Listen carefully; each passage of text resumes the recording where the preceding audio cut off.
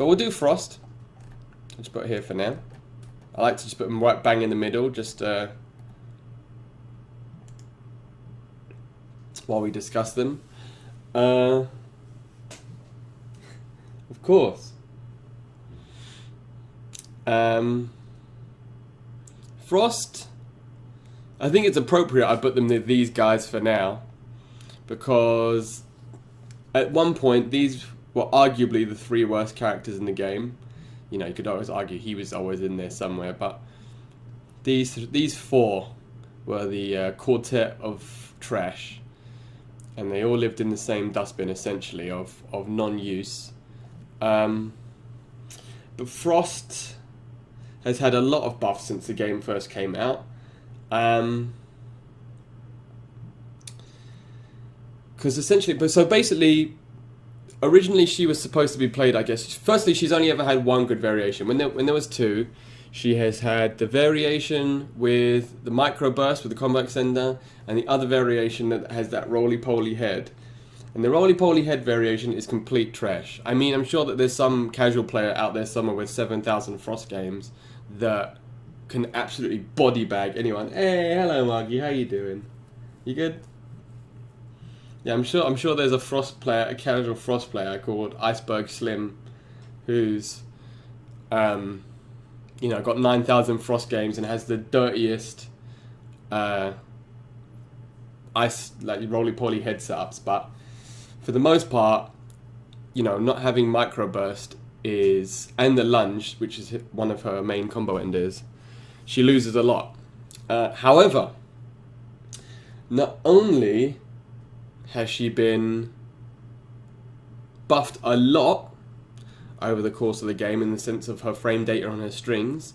So, for example, back 1-2 at one point was -16. I think the full string was -20, or it was -20 and then -16, which is ludicrous for a normal string.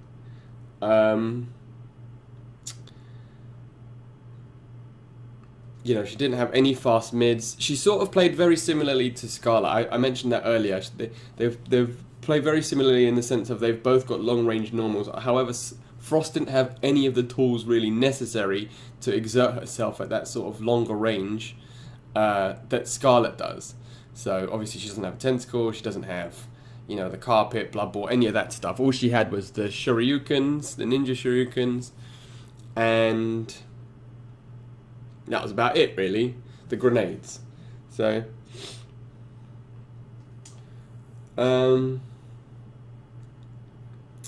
yeah.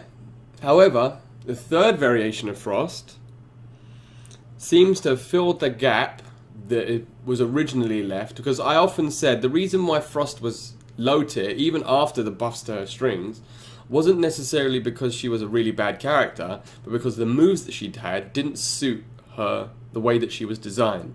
So all of her best moves were in the casual variation. So the third variation is good. The reason why the third variation is good is because it now covers those gaps. So the reason why I'm saying Scarlet was hard to play before is because a lot of her strings are flawless blockable, and a lot of the solo hitting normals are unsafe. And that's quite similar to Frost. Every single one of her strings is flawless blockable. Back 2-2, back 3-2, pretty much all of them have flawless block gaps. But now, in this variation, now that she has those ice missiles, she can use the ice missiles in the same way that Scarlet can use the blood projectile in order to... They did tweak them, yeah, they did tweak them in the last patch. Or not in the last patch, in one of the earlier patches. I don't know if they're... To be honest with you, I've not labbed it. I don't know if they're safe. I think the amplified one is safe, the drills, yeah. But I don't know if they're both safe. All I know is that they work... Yeah, I'll explain it for you after. I did a little recap at the start, Fearless, but I'll definitely explain it for you. Just poke me at the end of the Frost, when I finished explaining Frost. And then... Yeah, that's it, essentially. Really good strings, really good normals. The frame data on all his moves are really good. He's got good crushing blows, really good projectiles, long distance normals and strings. good crushing blows, one of the best fatal blows in the game. It's mostly that his strings are all safe and not flawless blockable. So he's like, you know, the jack of all trades, master of none quote. I would say is Cabal, but he's actually pretty good. He's not quite a master, but he's actually pretty good at all of those things. So he's like a prince of all trades. So he's not quite the king or the master, but he can do everything. But oh well, there you go. Non-amp drill depends on a distance, can be used back to. Well, there you go. So yeah, she now works, now that she's got the drill, she works very similarly to Scarlet in the sense that those gaps have essentially been plugged by giving her safe special moves.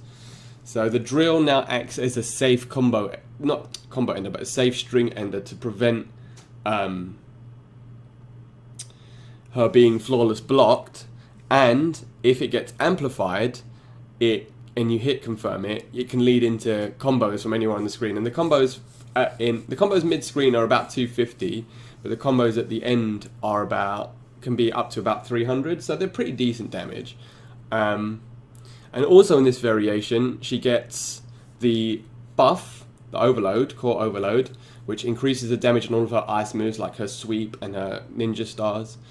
However, it can be amplified, and after a certain period of time, if you don't hit her, she explodes and you get frozen like a Sub-Zero freeze. Obviously, if you get hit, easy Cecil. How you doing, my man? How did it go last night with your Clash du Arena? And thirdly, another move she gets is the Ice Dive.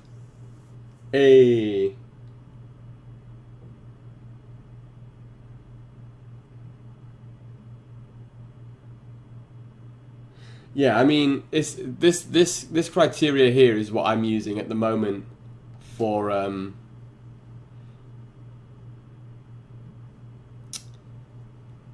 why I'm putting characters in where I'm putting them. I mean, to be honest with you, outside of these two at the moment, none of these characters have had tournament results.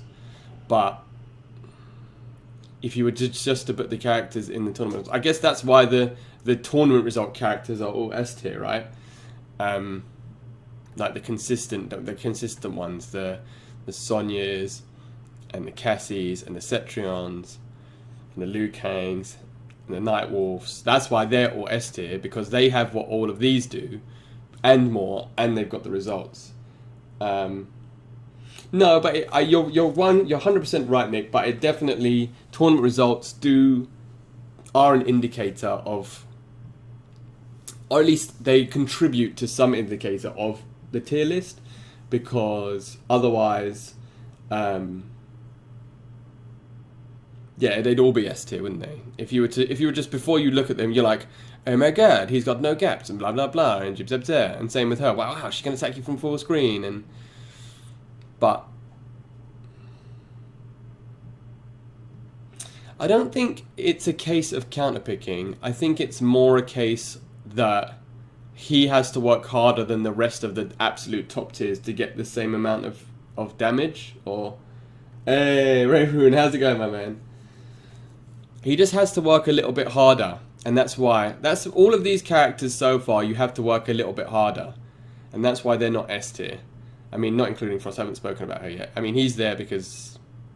But yeah, the rest of them, outside of here, there's some element of their gameplay that means that they're not quite at the top. Geras is a really easy character to use, right? Johnny is so high because Showstopper... So he's got 3 decent variations, essentially.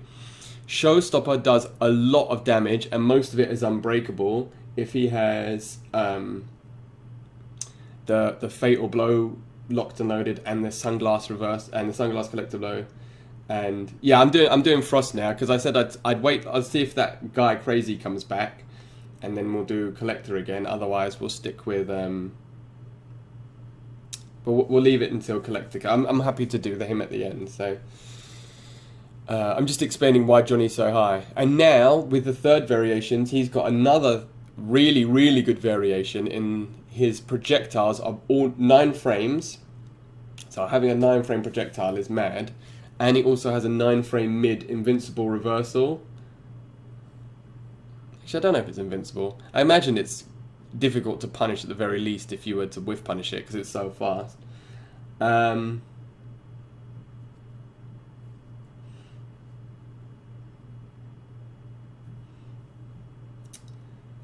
Yeah, it's safe. Well, yeah, it's safe. And it's an overhead if you amp it. That's also safe. So yeah, he's basically just been given a whole bunch of new tools in his third variation that covers. If you basically now he's got Showstopper and Outtake, you can play them both very different ways, but they're both super duper effective. So yeah, he's just a really, really strong character overall. I haven't quite decided if I think Geras is probably better than him, to be honest with you. But for now, it's these two at the top. Amongst the best. Not the best. In Showstopper, they're really good. My man. But yeah, so we're talking about Frost. So let's go through. So as we said, variations. Oh yeah, the third move she gets is the aerial dive, which is actually safe. So it has two versions. If she does it close and it hits high, or mid rather, and you duck it, and you block it, it's punishable. But if she slides across the floor, so she does it from a distance and hits you low, it's safe. And it just gives her that whole new option, like, that she didn't have before, in the sense of that sort of explosive, like, getting in your face sort of move. But also, I think the best thing now is definitely the drill. Because the drill, like I said, the drill just plugs the gaps that she had before in regards to just getting flawless blocked into oblivion. But yeah, so variation-wise, she has two good variations now. Obviously, the other one, whatever it's called, is it Frostbite? That sucks. But Ice Machine and Arctic Anarchy are both really good. Movement options, well, before she had the dive kick, very limited. But now she's got her aerial lunge. She can, well, she's got the ice lunge in the first variation, which was quite a good reversal, and now she's got the dive kick, which is, you know, a decent aerial. It sort of works in a similar way to a Kano ball, so that's pretty decent. Overall damage is pretty low in both variations. It's not. I guess it's not bad in Ice Machine. Is it Ice? I always get them confused. Which is Ice Machine and which is Frostbite?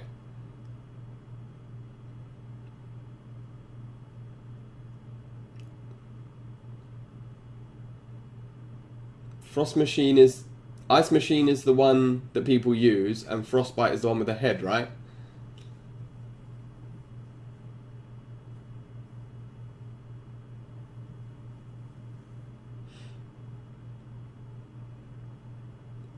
Alright, thank you, Destiny, yeah.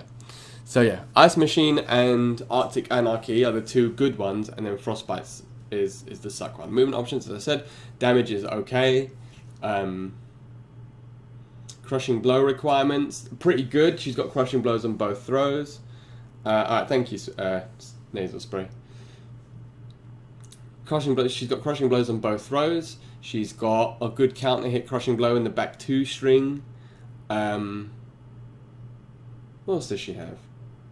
She doesn't have loads, to be fair, does she? She's got like a few if hit with Ice Auger. I don't know what they are in Arctic Anarchy, if she has any specific ones in that. She doesn't have massive crushing blows. Ease of use, I would say, is fairly difficult.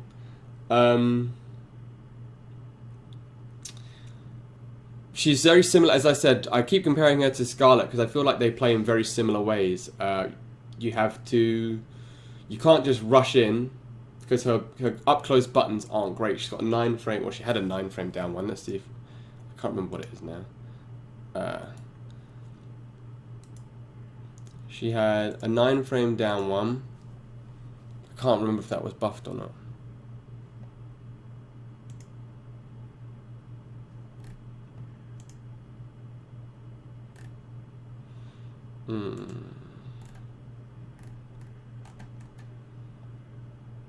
That's 8 frames now. Alright, so she's got an 8-frame down one. Her down 4 is quite slow as well, 12 frames. Her down 3, even though it's a fantastic anti-air, is 8 frames. So she's not got she's got a 7-frame standing one, but she's not got like super good reversal buttons.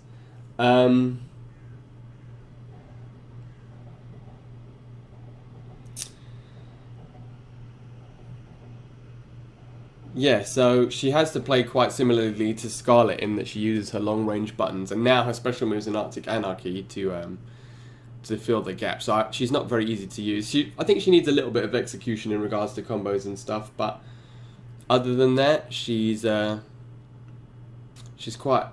a super strict. Hey, crazy! All right, we'll do Collector next for you, dude.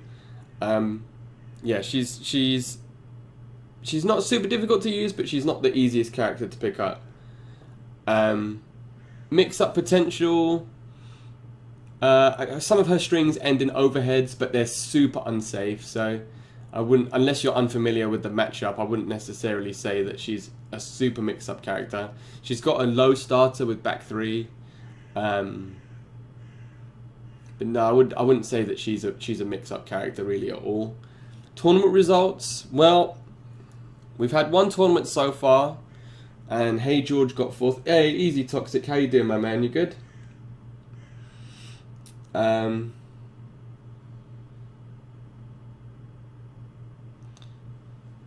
Yeah, I mean, she's only had one tournament post-patch at the moment with Hey George getting 4th.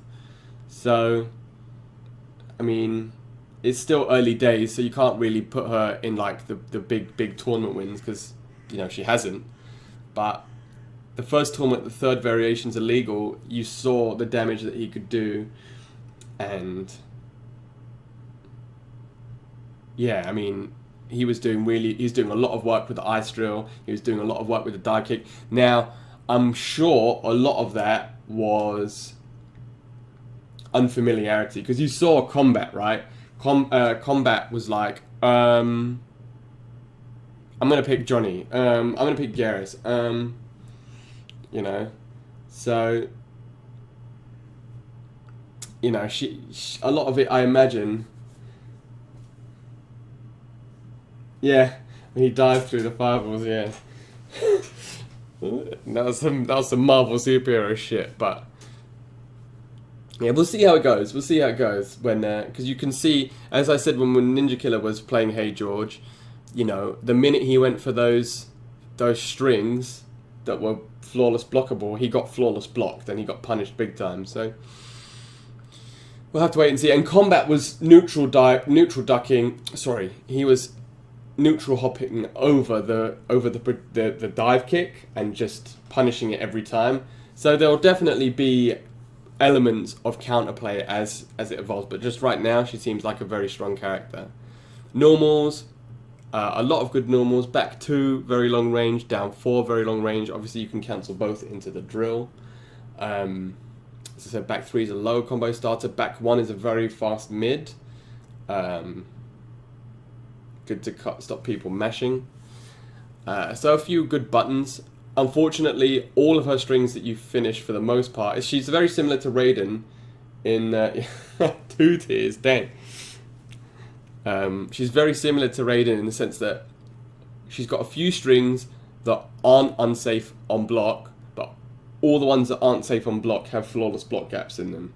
So, yeah, at the moment it's a bit tough for her to assert herself string-wise. If you don't know, you're gonna get back 2-2'd for days, and you're gonna be like, why can't I deal with this? Where? But you can flawless block it. You can flawless block back 3-1. That's why I keep referring to her as like Scarlet, because especially with Arctic Anarchy, I know I've said it a lot, but they both play in very similar ways, and they both have very similar weaknesses as well. Up 3 is very good for Frost, has quite a long range, and Core Overload actually buffs it from what I've heard. Yeah, that's why Arctic Anarchy is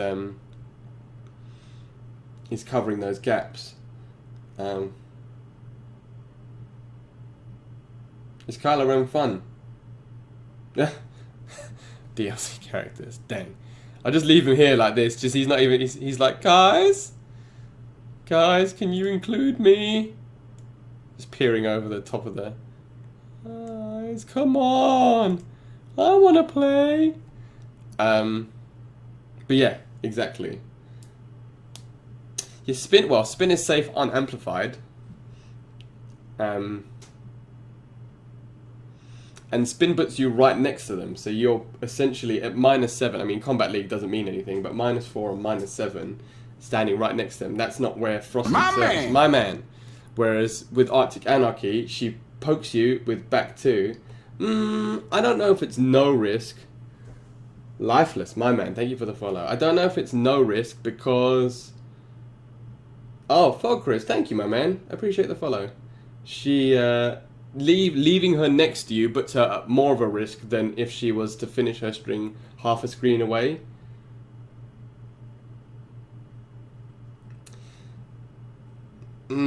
I think the difference is in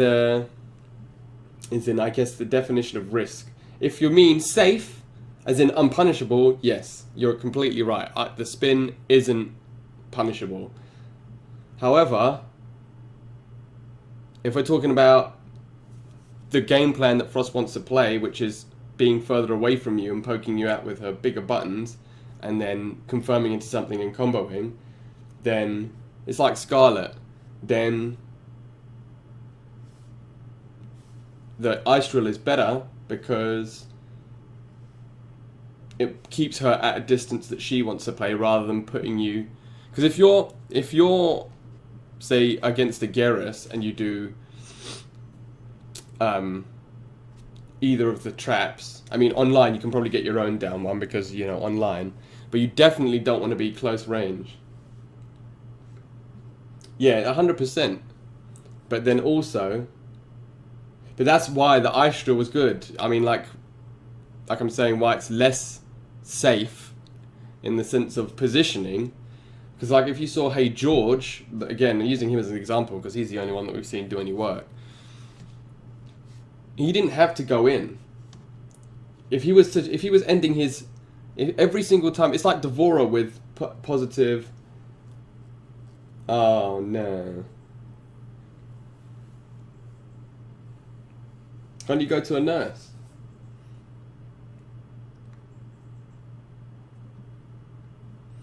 It's like Devora and the ovipositors, they're safe, yeah.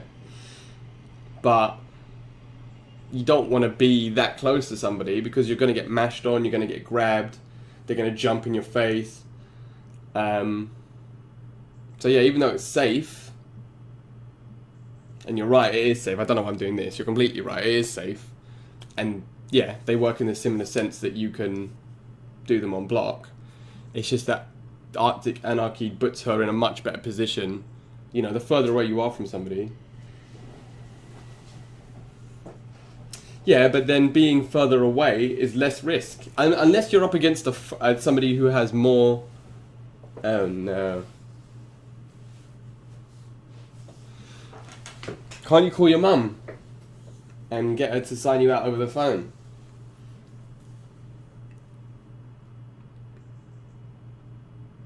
Oh. Well, at least if you throw up, surely they'll send you home, right?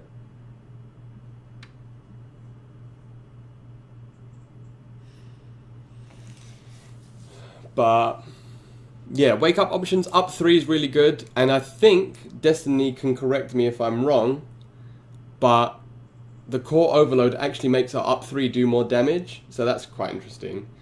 Her up 2 is a bit trash though. And she has one of the best fatal blows in the game. So dang.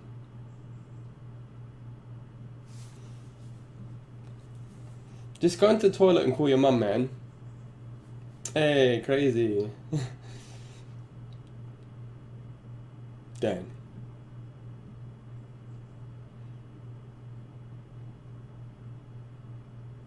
Or just take the medicine and throw up in the nurse's office. Not that I would condone that, but then she definitely sees it. But yeah, I would say Frost is A now. For the time being, anyway, until somebody shows me something amazing. As I said, these two characters are very, very similar. Only she has the ice, the ice aerial move as well, and yeah, they both play in very similar ways. Yeah, no, tell me about it. So yeah, I think she's an A. Anybody disagree with that? At the moment anyway, unless something comes out. Oh, come on, guys, please. Unless something drastic happens. A plus. Why would you say A plus though? Her range. I mean, her range is great. It is great, but I don't know if she can convert off it as much to make her. It's not like she links. She can hit you from range and get into massive damage combos.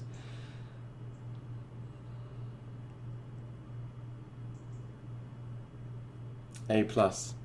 I don't know. I think I'm going to leave her at A for now, and the only reason why I'm leaving her at A is because I feel like some of it is gimmicks.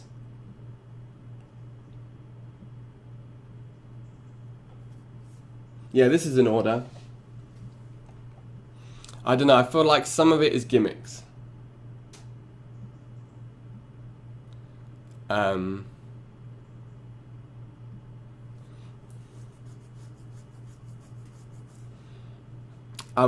wait to be convinced, basically. I think she's high A.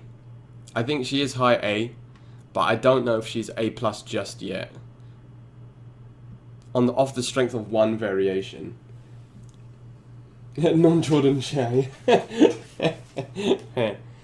Well, I mean, there's not much of a gap between these characters, to be honest with you. The only reason why she's here is because I think that she excels. She doesn't have as many weaknesses as these guys do. And as we're saying, she can pressure in ways that these characters can't. Well, actually, if Xiao gets you in the corner, you're having +1 strings. Scarlet is A because she has 3 good variations. She has decent range. She has decent combo damage. Go on, Toxic, do it. Decent combo damage. Good fatal blow in the sense of it does a lot of damage. She has a lot of tools. No, Frostbite's not good. Frostbite's hella not good. Scarlet has 3 good ones, not Frost. Frost has, I would argue, well, Frost has 2 good ones, but one's really good. Because I think she struggles a lot in certain matchups. She struggles against characters with a reflect. She struggles against characters with a teleport. Her close range buttons are quite bad. Like, she doesn't have a strong mid outside of down 1 and standing 1. I mean, there's just no results to back that up, though. There's just no results to back that up yet. You know? We're taking matchups into account in the sense of who they would struggle against. But, yeah, loads of gaps as well in her strings.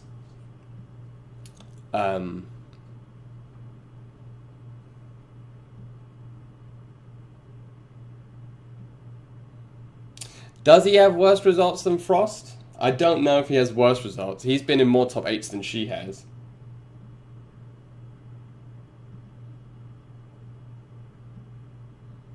What else would we count? He got top 8 at... he was 2 characters at top 8 at Versus Fighting. Sonic Ninja and Nivek. And Nivek's got top 8s multiple times with Cabal. And that was before Speed Demon. I think people are still figuring Speed Demon out. With the frame data that he has on his strings, coupled with their range and their damage. A Who tournament? What, Versus Fighting? That was a premiere, dude. You can't say that. You can't say that.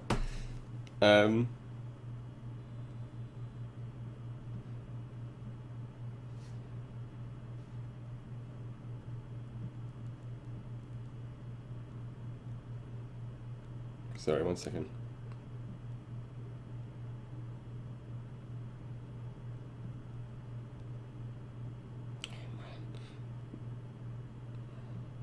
What am I doing?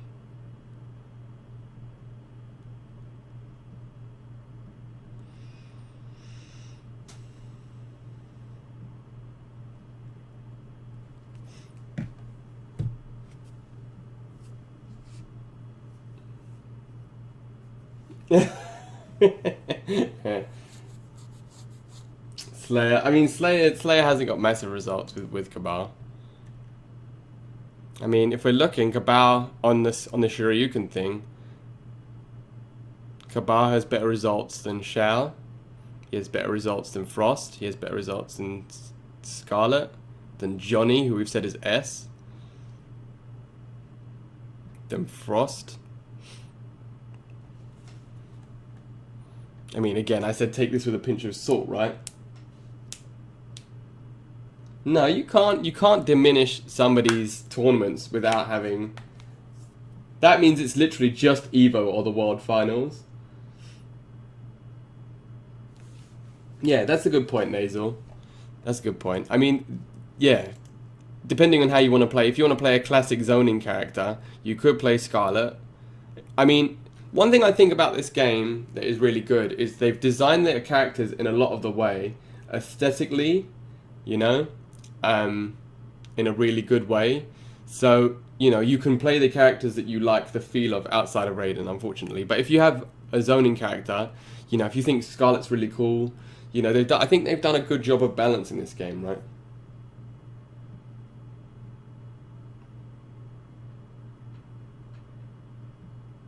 I'm going to do a matchup one separately, Cecil. I am going to do one, but with the matchup ones, I want to take it a bit more in depth rather than just looking at them as tool. Like, because the matchup ones, we won't really look at these things separately. This is just looking at the criteria now, just to look at what they're like as characters. I mean, we can say that they struggle in certain matchups, but to go really in depth, I think that takes more time than doing it in something like this. I'd rather do that separately and really delve into like each matchup individually. Look at this as a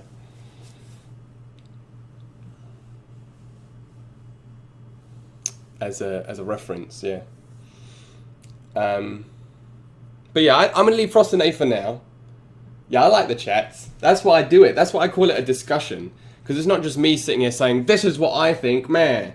I give my opinion, you guys give your opinions, and then we discuss together on why we think that's the case. And then I ask you guys. Alright,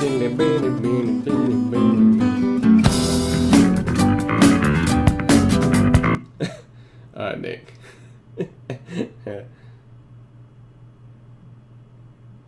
Hey, Timo, welcome back, man.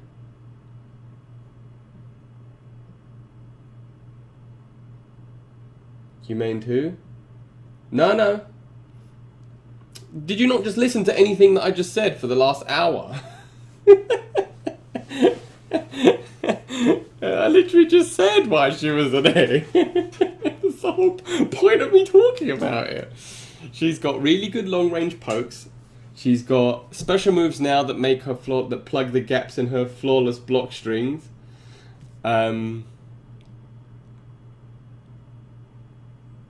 She has fairly decent damage. Yeah. Controls neutral. She's got a lot of decent new moves in her third variation. Yeah, she's the best at icing. Yeah, and very good corner pressure. Hey, no worries, Darkstar. Thanks for popping in, brother. How you doing? You good?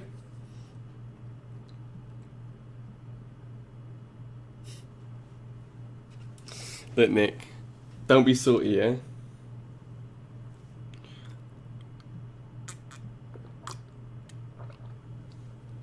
But I'll leave Frost as an A for now. I'll leave Frost as an A for now. Barring, like, anything unforeseen. I think she's going to be a top A / low A+. But like I said, I feel like, especially that dive bomb, as soon as I saw... yeah, we're doing really well, thank you, dude. Trying out some new stream times, you know, just trying to hit up some more homies, see if anybody else can pop in. That's why I want to start doing it in the morning and in the afternoon. Well, morning and afternoon for me. Because I know there's a lot of people who work during the day and it'll be cool. Yeah, it's nice, right? It's nice having an afternoon one too, and it gives me more time to sort my stuff out during the day as well. So, and it's longer because if I do 3.5 hours in the morning and 3.5 hours in the evening, then that's 7 hours as opposed to the 5 I usually do. So yeah, more stream time, get to hit more people. So yeah, I like it. But we'll leave her as an A. So we'll do Collector now anyway, because I said I'd do that for Crazy, but he wasn't here, so I didn't want to do it without him. Collector is an interesting character.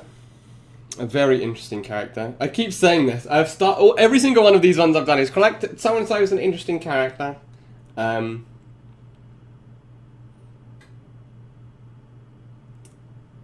Yeah, well that's exactly it, Ray. It's a lot of my American audience when I wake up is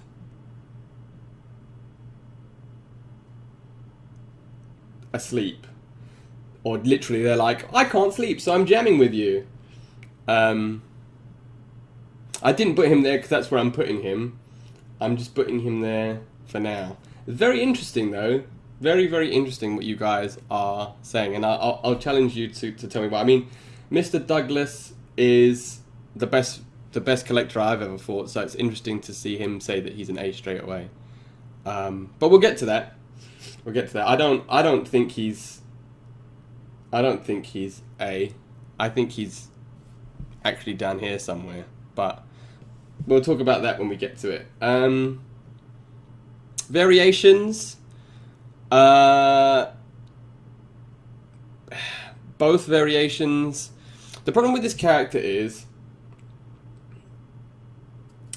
I mean, it was a nerf, right? A nerf? I don't know if you can see me. A nerf? But, yeah, he's a bit of an enigma, was old Collector, because he wasn't really played enough by anybody for anybody to formulate any real opinions about him. But he was considered to be a really bad character when the game first came out. Variation 1 has the command grab. Variation 2 has the vials that he throws at you, that he can do a dot or they explode.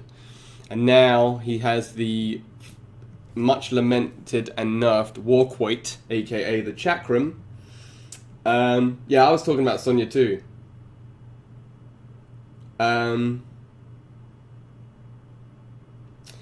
But he did receive quite a substantial buff in regards to his combo damage. Not last patch, but the patch before last. So he's hitting quite high damaging combos now.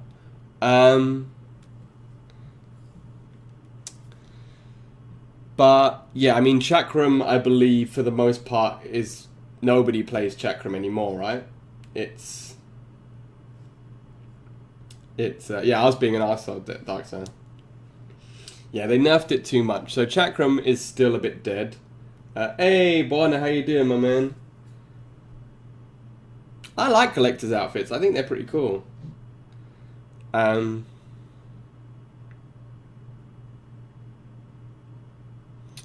yeah, at the moment, two practical variations, I would say.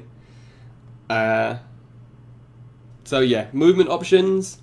He can cover quite a lot of the screen. Is it with forward 3? Yeah, he literally body bags people. Yeah, he's got the best outro in the game, hands down. Is it forward 3, the lunge with the foot?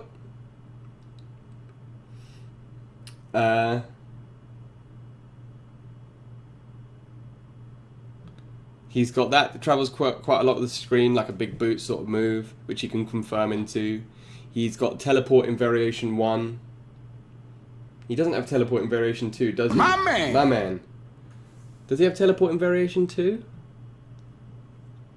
I'm going to be asking you guys a lot of questions, because my collector knowledge, as you can tell, is not... No. Jordan Red Bull, my man, thank you for the follow. V1, alright. No, yeah, I knew he only had it in a couple, but I couldn't remember if it was 1 and 2.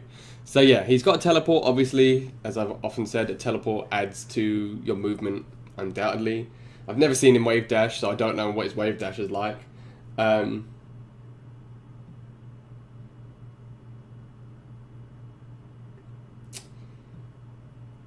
But yeah, movement options outside of the teleport are quite linear. Damage is quite high. He does a lot of damage. I mean, like I said, with that 4/4 buff that he got, which he means he can do the mid combo now, he manages to get like what 300 damage, 300 plus damage, and a lot of it he can make unbreakable as well. If he hits with the bola and he does a jump in, he can get 300 almost unbreakable damage consistently. It's not like Johnny where he has to use the fatal blow parry. You know, the fact that he can keep you grounded the whole time. It's similar to Sub-Zero, right? Yeah, just keep the fact that he has access to constant unbreakable damage. So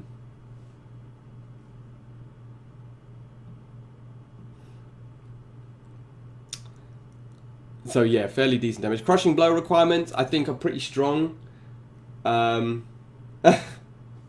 Just say that you've been held hostage. Actually, no, I was going to say held hostage by the stream. Don't do that, because I'll definitely get banned. Please don't say that. Yeah, crushing blow requirements. Does he have it on both throws? Crushing blows on both throws, or just on one? I can't remember. But he's got a couple of. He's got a similar one to Shang Tsung, where if you block the overhead, if you duck the overhead, you get popped up. He's got a couple of good counter hit ones. Both. Oh yeah, so he's got both. So that's always strong, especially in the first variation where he's got a command grab as well. So yeah, fairly easy crushing blows. Nah, Darkstar, nah.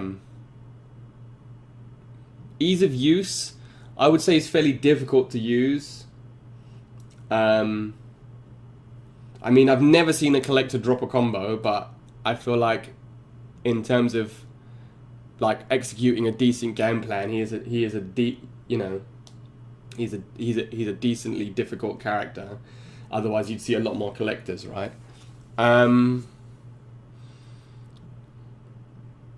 Yeah, I think he's quite difficult to use.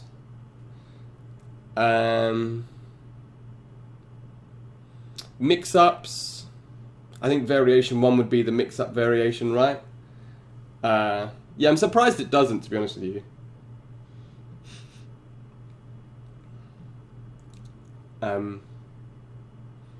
The first variation has, fair mix. I mean, the fact that his main combo starter is a low catches people out all the time. But he's got a few mixed strings and mix-ups of overheads, like his main string can finish in an overhead or a low. So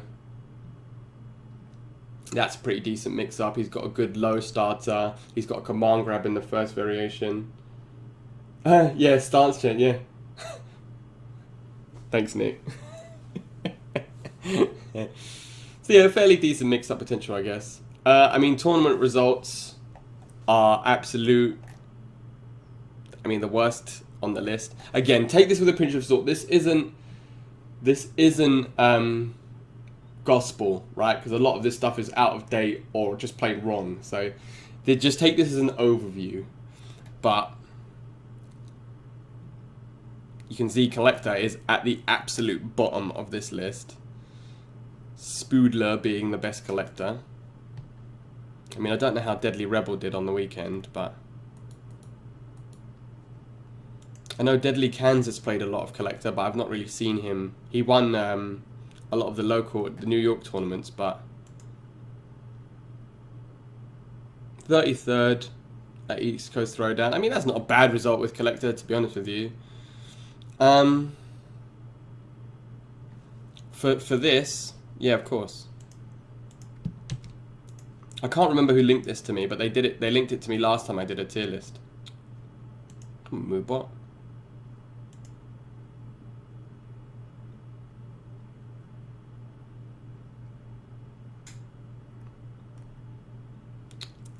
I think Moobot died. Let me just open up Twitch.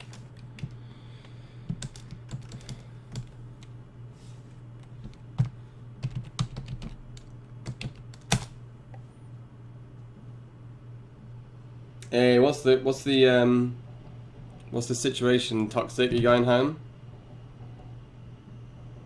Oh, my internet's just died.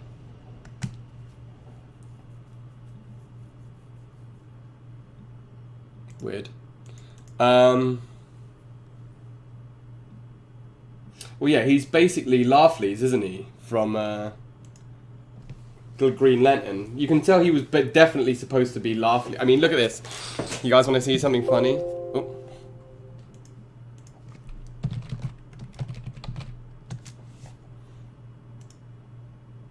Does this outro look familiar? This picture look familiar to anyone's outro?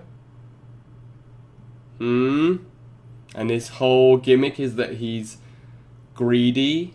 Does this look familiar to anybody? Anybody at all?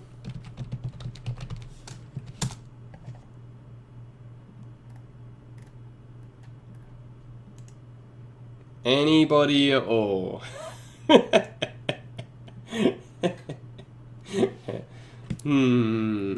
But yeah, I mean, Laughley's is a sick character, so it's fine. So tournament result 0, but we'll see if anybody can make him work beyond that point. I mean, he's been out for a while now. We haven't seen anything but classic Pliz.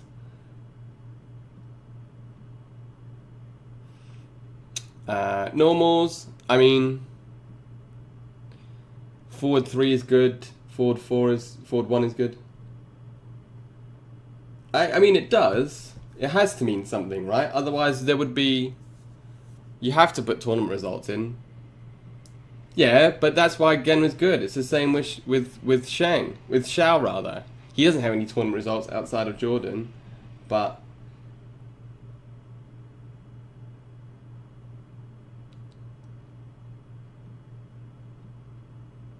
Yeah, I know, right? He's the top Jax. He's not the top Shao Kahn. Work that one out. He's not the top Nightwolf either, even though he's won a tournament with him. Is Nightwolf even on here? No, it's not on here yet. Otherwise, he'd be the top Nightwolf too. Yeah,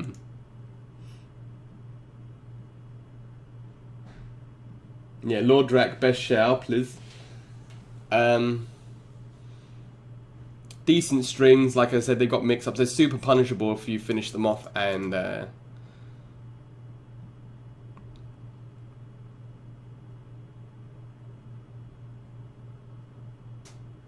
if you go for the overhead or the low, they're super punishable. I don't know how many. Does he have a lot of gaps, Douglas, in his strings, or is it fairly consistent in terms of working him out? I know 4-4-3 is super punishable. Probably not. Not unless there's a tournament or something, but I don't think so.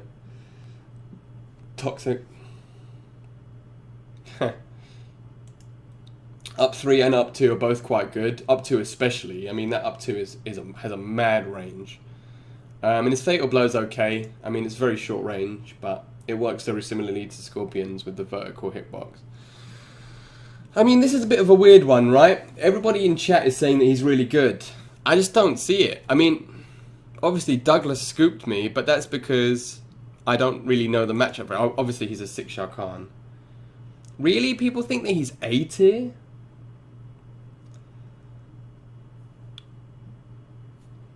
I mean, Douglas says he's A tier, and Douglas plays him, but...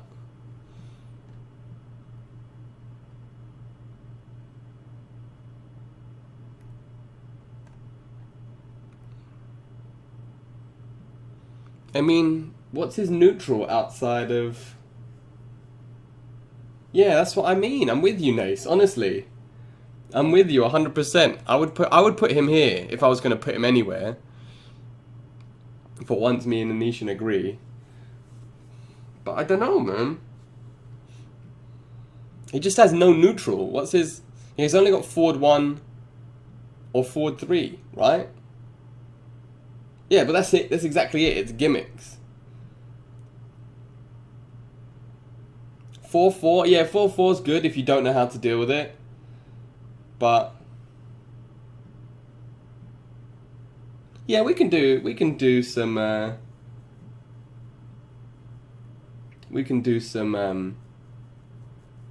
Gera stuff. No, I'm not saying they're bad. I'm just saying that it's just lack of game knowledge that lets him excel. Yeah. 4-4 is a good button, yeah.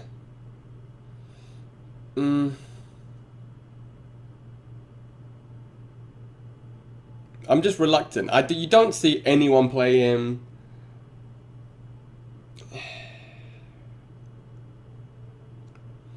I guess as a compromise, I'll put him here, maybe, which isn't quite A, but in the B pluses. I fought loads of Shao Kahns recently, and loads of Frosts on Combat League.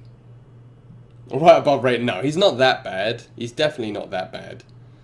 I'm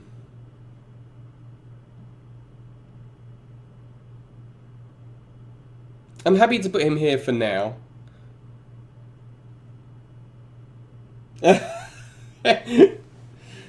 Downplaying my brand.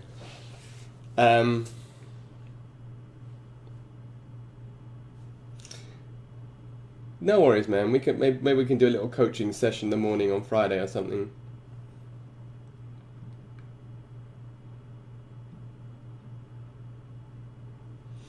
I think B plus. I'm gonna put him at B plus because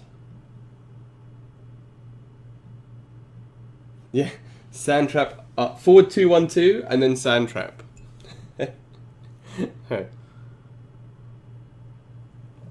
Shut up, GeForce Driver, you bitch. X. Yeah, I'm gonna put him as a B plus. Yeah, they are. They are. But that's the beauty of the game, though, right? It worked, though, didn't it? I taught you Baraka quite quickly. I mean, Baraka's not a complimented character.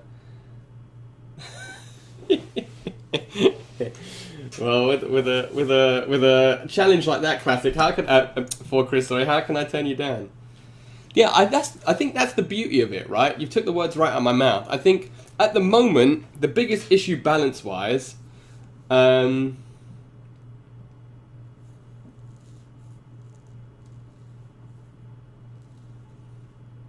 biggest issue balance-wise is that the top tier characters are, you know, markedly better than the rest of the cast, but the rest of the cast isn't that far between each other. Well, apart from Raiden, the rest of the cast isn't that far between each other, like away from each other in terms of balance at the moment. So yeah, I'm gonna stick him there. I'm gonna stick him there. Scorpion. Let's see Scorpion. Scorpion.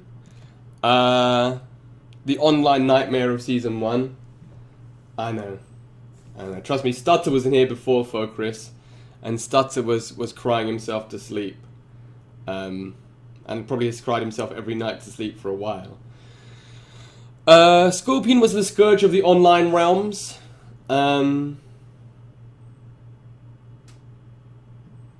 Season 1 and 2 maybe.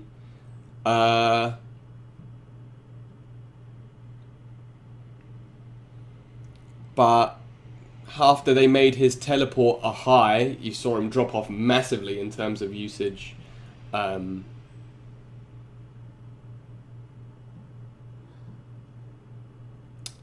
terms of online usage especially. Variation-wise, I would say all 3 of its variations are pretty decent. I mean, I'm a Searing Rage Scorpion. I enjoy that a lot. I think that does a lot of damage. The Pro version of Scorpion is obviously the Reborn variation, which allows the teleport cancel shenanigans.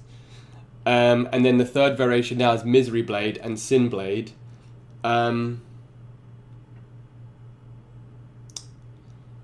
Yeah, online tournaments encourage online play, so that's why I think he does better in online than offline tournaments, because he's very much an online character. I don't know if it's trash. I mean, Sin Blade is good, right? Plus frame, neutral jump that can launch and lead to combos. I think Misery Blade works the same way that Chakram did, right? Everybody wanted Chakram, and then they gave it to a nerfed version, and then everyone's like, oh, I don't want that anymore. And it's the same thing with Misery Blade. I don't feel like it's been explored properly enough to be really good, but you can still make it safe. Is that I like Searing Rage. You get a lot of damage if you have the buff on. Yeah, but you wouldn't. It's only unsafe if you go for the unsafe stuff, if that makes sense.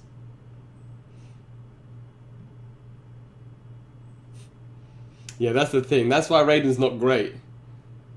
It is unsafe, but you just have to play it a bit more. Reborn Scorpions are mad. Like, every time I fight a Reborn Scorpion, they'll do forward 4, 2, teleport cancel, forward 3, teleport cancel, into 1-1 teleport. And it's unsafe. And I'm like, right, well, you've just used all of your meter for absolutely no reason. Like, they're maniacs. They just want to use the cancel because they think they're sick. Yeah, just don't throw out the chain. I like to do down 4. Yeah, TP. Yeah, exactly. They just do teleport cancel, teleport cancel, teleport cancel, and it's like, well, you know. Yeah, she's not A tier because she requires a little bit more work still. Because I don't tend to lose to bad Devorers. I lose to good Devorers, but she's not that good that you can just autopilot her and get wins. Yeah, I guess Ibuki, but Ibuki does a lot of damage as well. It does 6 shit, still loses, yeah. A little bit. I know exactly what you mean though. But yeah, I would say 3 practical variations, but I mean she's still really good, don't get me wrong. She's gone up massively since the start of the game came out. If you remember, she was literally the worst character in the game at one point. So to be B+ now is pretty solid. But yeah, I would say Scorpion has 3 decent variations. All 3 are practical, right? That's the bottom line. Obviously, some have more practical use than others, but they're definitely all practical.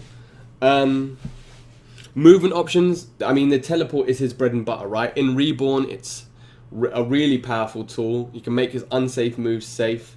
It gives him the ability to move across the screen at high speeds. It counteracts a lot of zoning-based characters. You know, you can on any fireball. He always says that to me though. He's always like, even when he can see me winning with Searing Rage. He's like, Searing Rage is useless. And I'm like, why? Why are you saying that to me?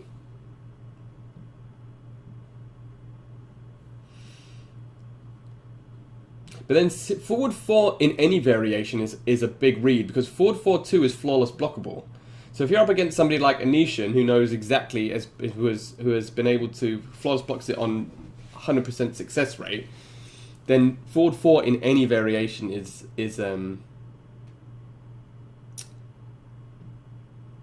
all right. Good luck, Toxic. I hope you feel better soon, my dude. Yeah, forward 4 in any variation against somebody who's good is unsafe. But yeah, forward 3-2, I agree.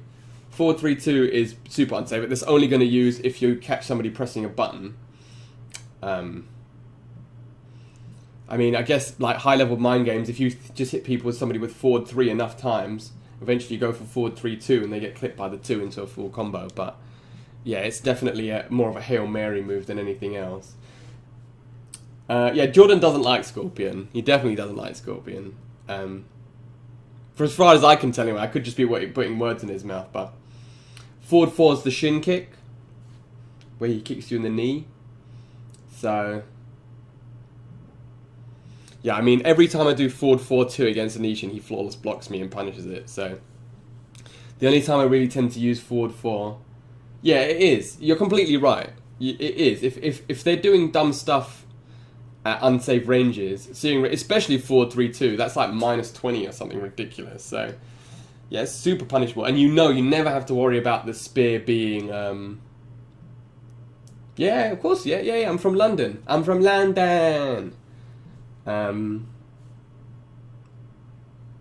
Yeah, I mean, there's no mix-up with the teleport outside of Reborn. It's just, if they teleport, they're unsafe. So, but having the teleport, he probably has the best teleport in the game, I'd say. Don't know if there's anybody who has a better teleport than him. It's the only one that actually has an offensive ability attached to it, so you can teleport as a punish rather than just teleporting to get out of danger, like with Scarlet and Noob. But Noobs isn't as good as Scorpions. Noobs is super slow, and a lot of the time with Scorpions, people fail to punish the unamplified version of teleport because they're expecting the amp, so you get away with it a lot more. With Noob, you get punished every single time, so there's that mind game as well, because obviously you can still amplify it and block.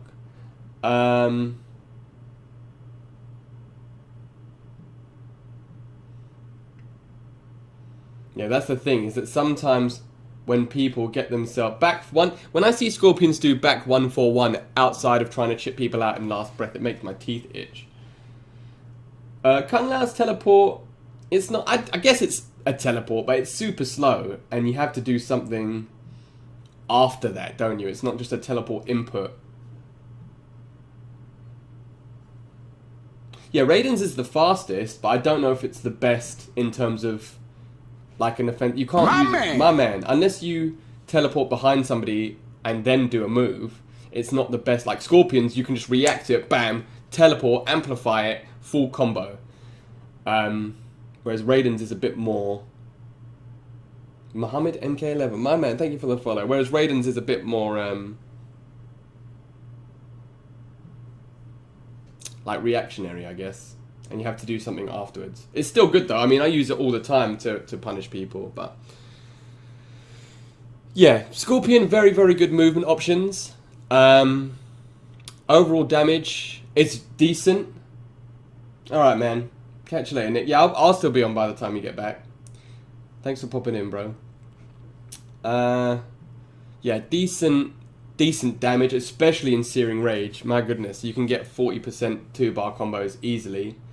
How did you do? What in his... Which variation of Shang did he play? Ninjas?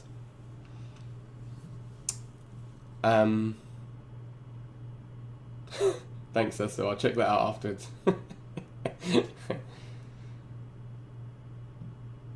40% 1-bar. What, in Searing Rage? I guess off of Crushing Blows.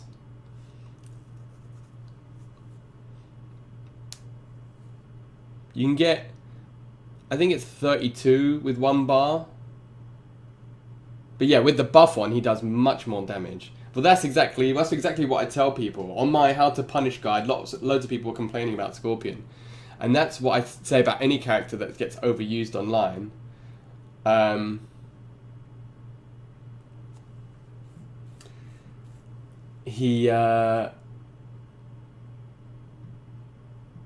The more these characters are used online, the more people are going to get more comfortable with the matchup. Yeah, the buff does a lot of damage. So he does a lot of damage. And then especially with Simblade and stuff like that, you can do some crazy resets that make him do a lot of damage as well. That's why I stopped playing him originally, Bruce Leroy.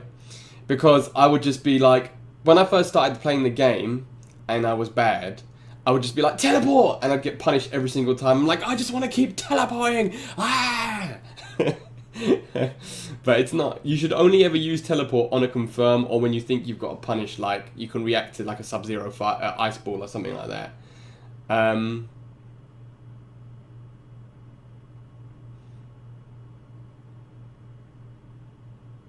But yeah, decent, very, very good damage. Crushing Blow requirements, super easy. Forward 3-4 counter hit, very easy. 2-1-2 at the end of a combo, very easy. Throw Crushing Blow on his forward throw. What else? The Air Slam one he's got as well. I mean, you don't usually see that a lot, but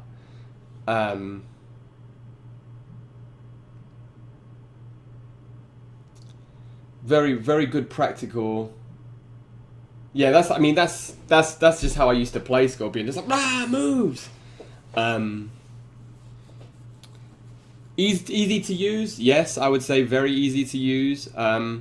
His optimal combos take a tiny bit of execution, but Other than that, I would say he is a very easy to use character. I mean, that's why you saw so many Scorpions in seasons 1 and 2 of Combat League. Yeah, even in terms of game plan, even somebody who doesn't really understand the game, Scorpion has a lot of really good staggers. Forward 3, you know, how many times have you seen? How many times have you done blocked forward 3-4 only to get him teleport behind you because you tried to do a punish, or you know, you tried to poke or something like that? So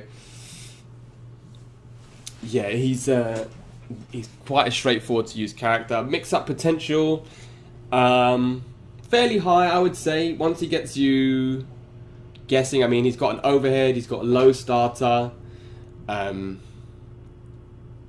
Obviously no command throw, thank God, but I would say fairly decent mix-ups. His auto shimmy is pretty good. Yeah, 1-1's a pretty good auto shimmy.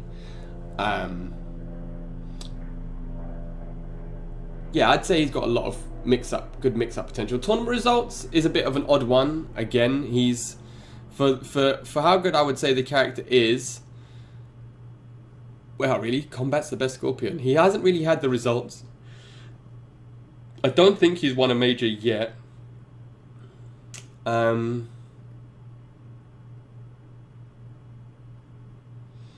mean, a lot of these are out. Hayate used Scorpion right at the start. I haven't seen Scar use Scorpion since DreamHack Dallas, I think. Chris G doesn't really rate that high in this game, from what I can remember.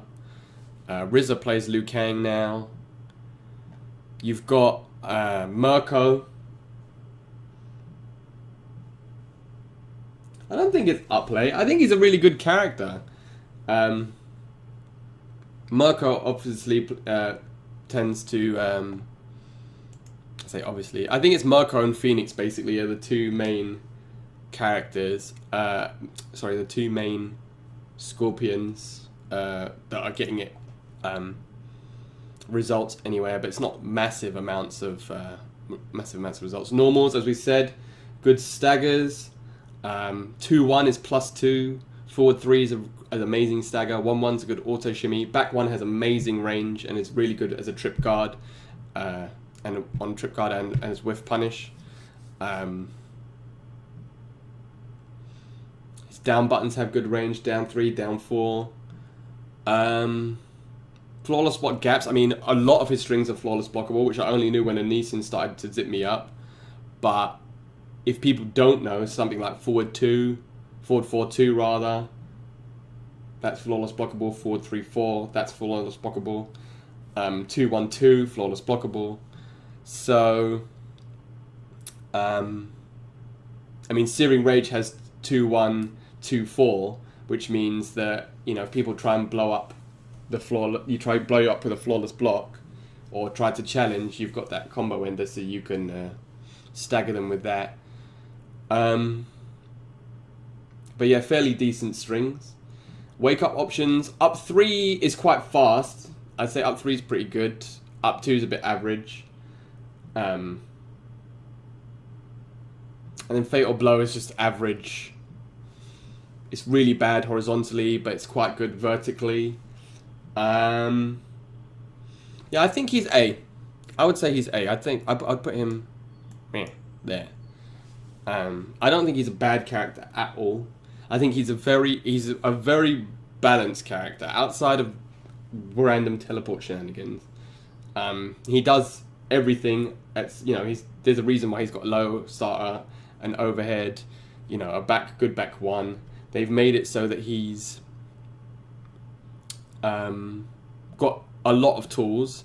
He doesn't really excel in the sense of at any one area, but I think having that I just think teleport is a really good move. A lot of people don't, obviously, but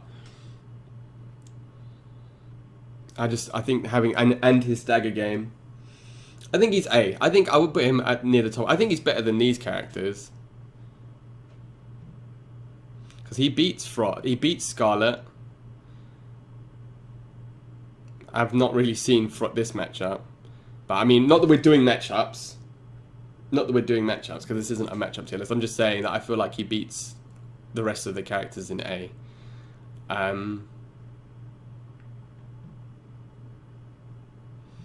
So yeah. Where would you put Scorpion then? Why would anybody upplay anyone?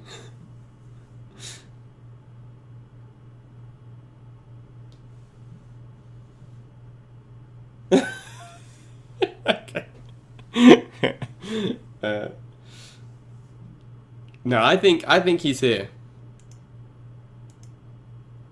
Why is my computer dying?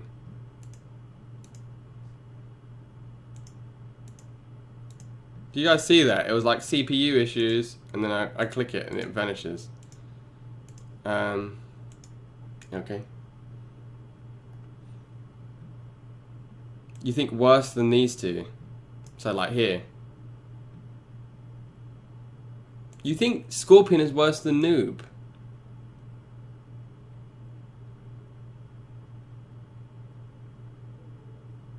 I just don't think he's worse than... Maybe there then. Maybe he's not as good as Frost. Variation 3, but... I definitely think he's better than these three.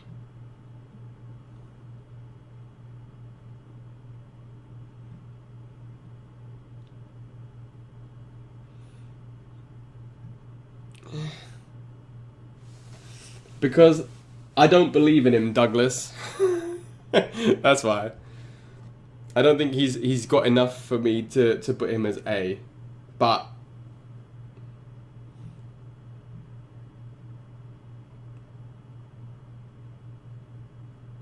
he is really good. So according to you guys anyway. So I'm happy to concede. If it was up to me, I'd put him here somewhere, but I'll leave Scorpion where he is. I don't think he's better than... I think he's much better than Noob. I think he smokes Noob. He definitely beats Scarlet. I'm only putting him here because I'm listening to you hostages putting terrorist demands. But I'll put Scorpion as A. You don't take advice from me anyway, bro. Why are you acting like you listen to anything I say? No, I don't think he's low A. I think he's a really good character. Shit, now you know what? Now that everybody's shitting on him, it's making me want to play him again just to get good and show you guys the power of the Scorpion.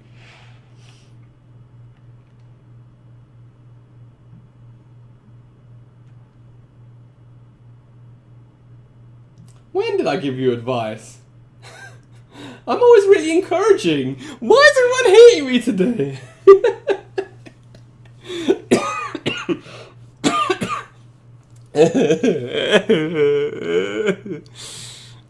Did somebody say Sub-Zero? Was that classic? We can do Sub-Zero. Sub-Zero. 3 good variations.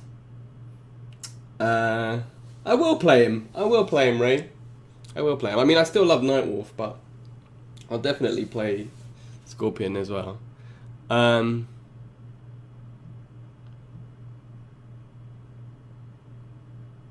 Sub-Zero, 3 good variations. I mean, Thin Ice was always the projectile sort of keep away one in the first sort of iteration of this game. The second variation, Dead of Winter, was the 50-50 mix-up one because it allows you to combo off the overhead, which none of his other variations do. But yeah, now the third variation. Alright, fine. I'm in. Scorpion versus who? Noob. Make the tier list come to life. Yeah, very often lamented as another online misery character. Sub-Zero is 50-50s for days. Even outside of the being able to combo off the ice ball,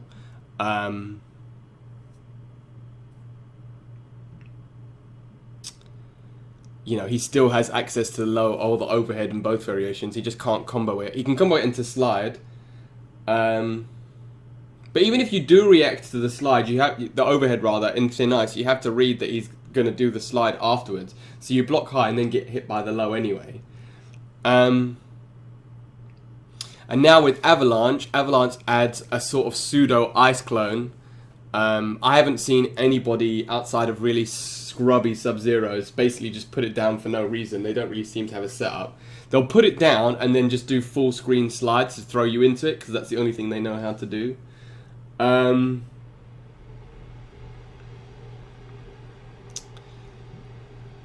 But I would say 3 practical variations. It's safe, but you can flawless block the creeping ice, which I found out the other day. Jordan showed me. So you can actually flawless block the amplified creeping ice. Yeah, I've not actually seen much of Tom Brady play, but I know that he's the pinnacle of this variation. Everybody says that he's the best one to watch.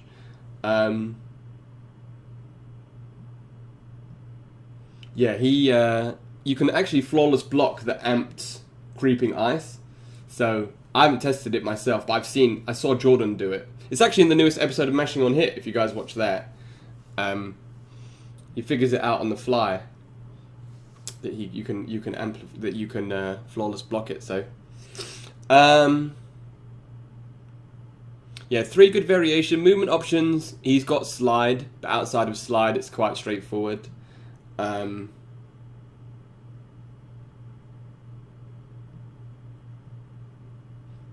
If you block it and don't flawless block it, it's safe because it pushes you back.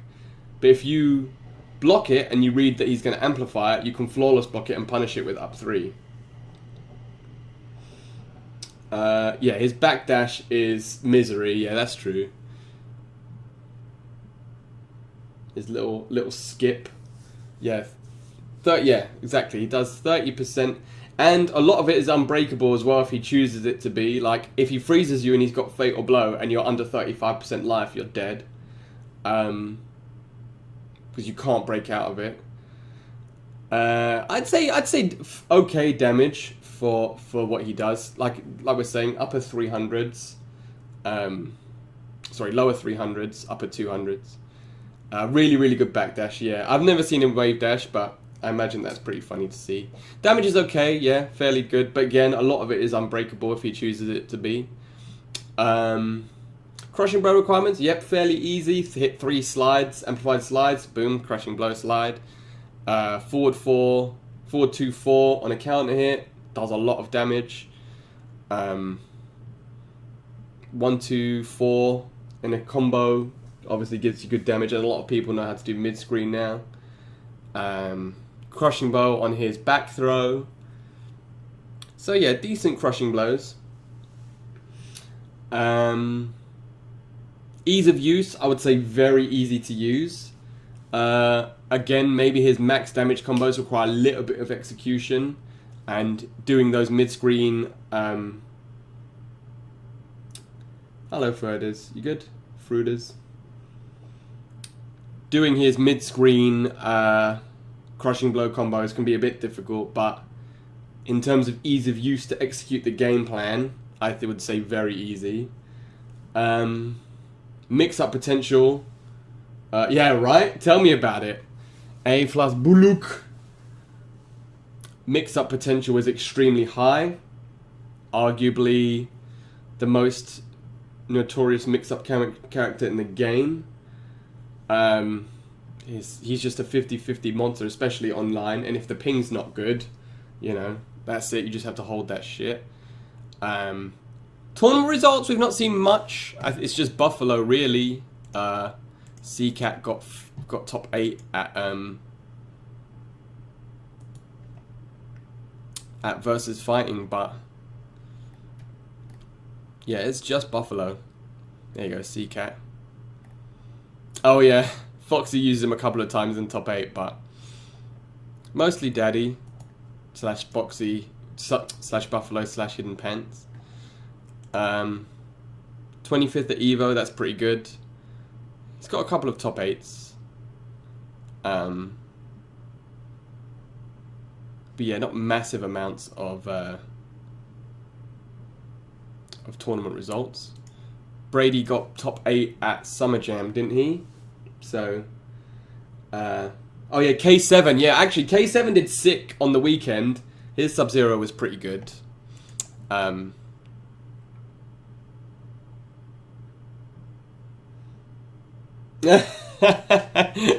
everybody, Cecil, you have Fruiters to thank.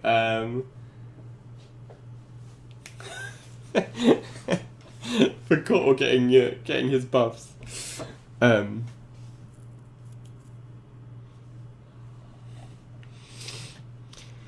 What else?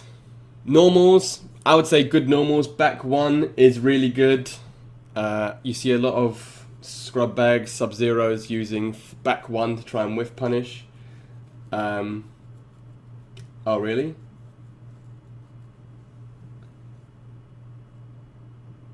Nightwolf, wow.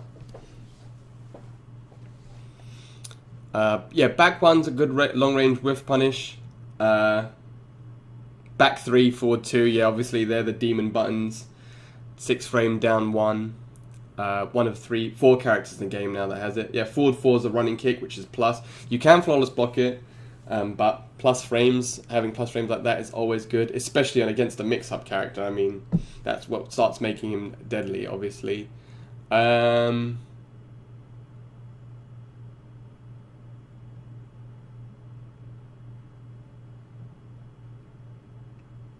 Yeah, I would say a lot of good normals. Standing 3 is okay. 3-3 is by itself has a massive gap though. It's a bit rubbish. But yeah, lots of good normals. I think his strings are fairly good as well. He's safe on pretty much everything. I mean, they only do it to mesh, right? So that's the thing. When people say down 1 ranges aren't good, and you're right, they're not. You only use a 6 frame down 1 in any capacity, be it Garrus, Erron Black, or Nightwolf, or Terminator. They're all fairly stubby. It's only because they use it to mash out of stuff. Like online, when they're -6, and then they mash their 6 frame down 1 for some reason, and it beats your button. I mean, it's fine for a down 1. Yeah, you use it for mash, exactly. It's not... The range isn't that important, because usually you're so close to somebody that if you mash it out, it's going to hit.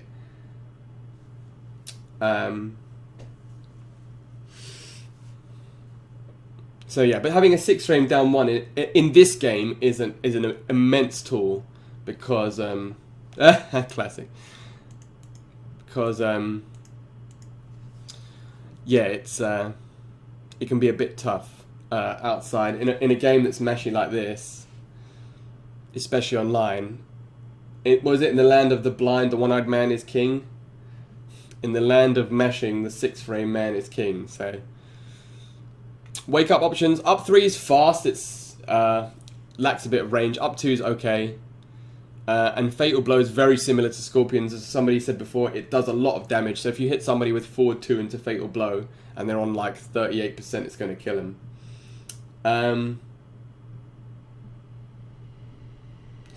You say that, but it's so easy to confirm. I mean, you're right, Bruce Leroy. Don't get me wrong. You're completely right. But that's only if you commit to them. I mean, forward 2 is safe on block. Back 3-2 is safe on block. It's only if you really try and confirm into... If you do like back 3-2 Ice Ball or forward 2-4, that's when you start getting punished for stuff. Yeah, exactly. You don't have to confirm. You don't have to commit to those unsafe elements. It's only when they really go for those commits without confirming to stuff. Yeah, that's right. You can get punished hard. But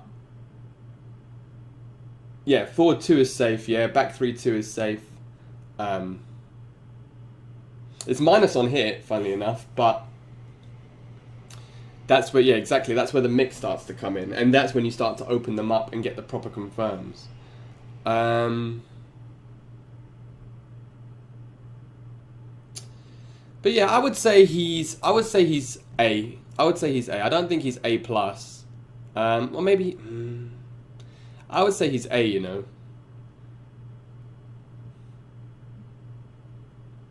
I wouldn't say that he's in the same level as these guys. Or maybe he is. I don't know. I guess he's super easy to use. What do you guys think? A or A plus? I'm happy to go with the majority on this one. Because low A plus, yeah, I could move to that.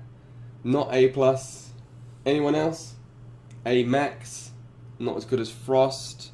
You don't think he's as good as Frost? I don't know about that, dude. I mean, the fact he's so easy to use, and you can get so much out of him for being really easy to use. Top A, low A plus. Yeah, S online, yeah, definitely. A. Mid A. I'm going to put him at top A because we've got enough A pluses and low A's to put. I'm just going to put him right in the middle. I think he's A. I don't think he's A plus yet. Yeah, he's definitely S online. Yeah, I mean, look, we'll do an online tier list one day just for the lols. Actually, I'll put him in a low A plus. I'll put him as low A plus because I think he is better than these characters because you just run into. It he's just too easy to use.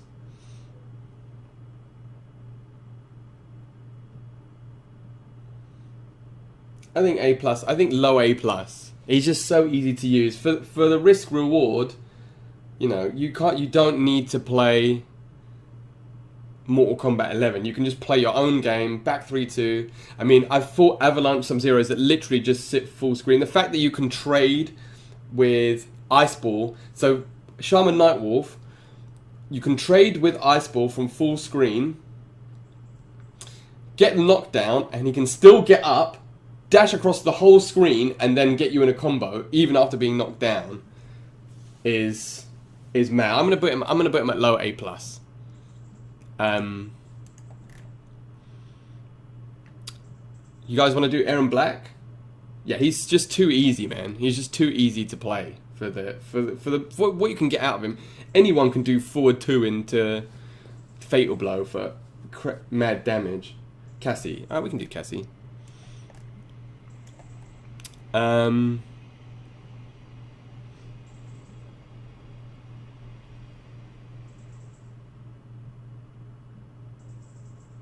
Yeah, I mean, a lot of the Sub-Zeros I fight just tend to walk backwards and do back 1 and just try and whiff punish. I mean, that's what Conqueror was doing against everybody at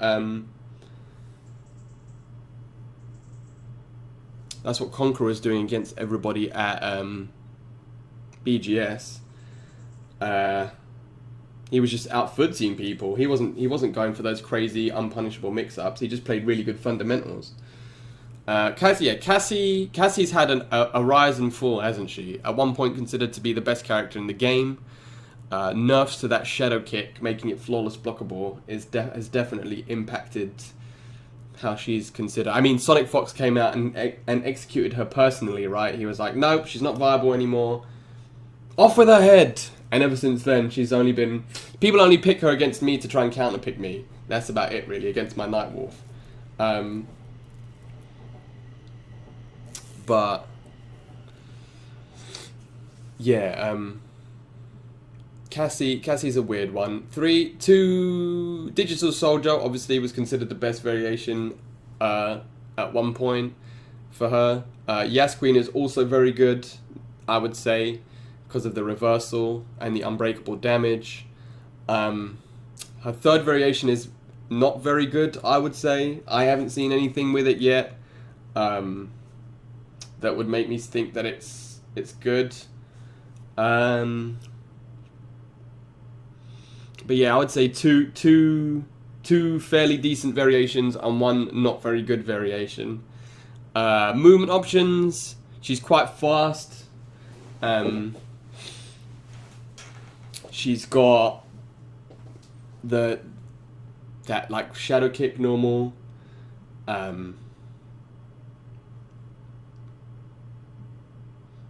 What else? Does she have any sort of extreme movement options? Yasqueen is a really fast reversal.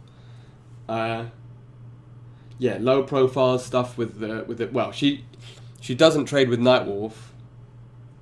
well, sometimes she trades. It depends when she does it, because sometimes she low profiles it, sometimes she doesn't. So, and you can reflect the gunshot back.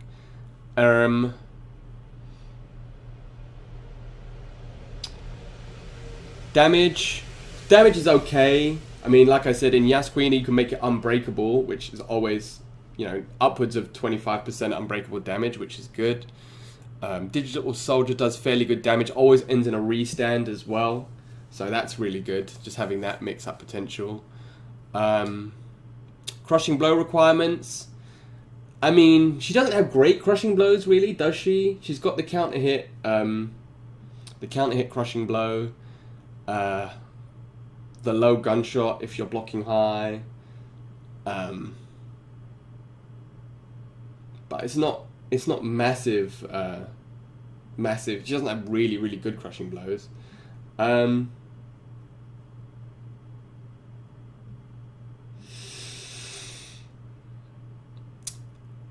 Ease of use, I would say fairly easy to use. She doesn't seem like she requires a lot of execution to get her combos out, and she doesn't seem like an overly complicated character to use game plan wise. Mix-up potential, not great mix-ups, but she does have a 9-frame mid, but we'll get to that in a minute. Tournament results seem to have dropped off massively since Sonic stopped playing her.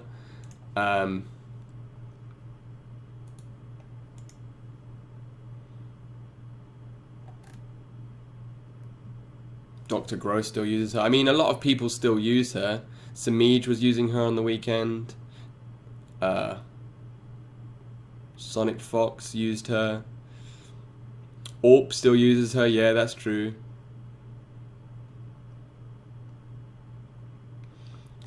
But yeah, she sort of dropped off a lot since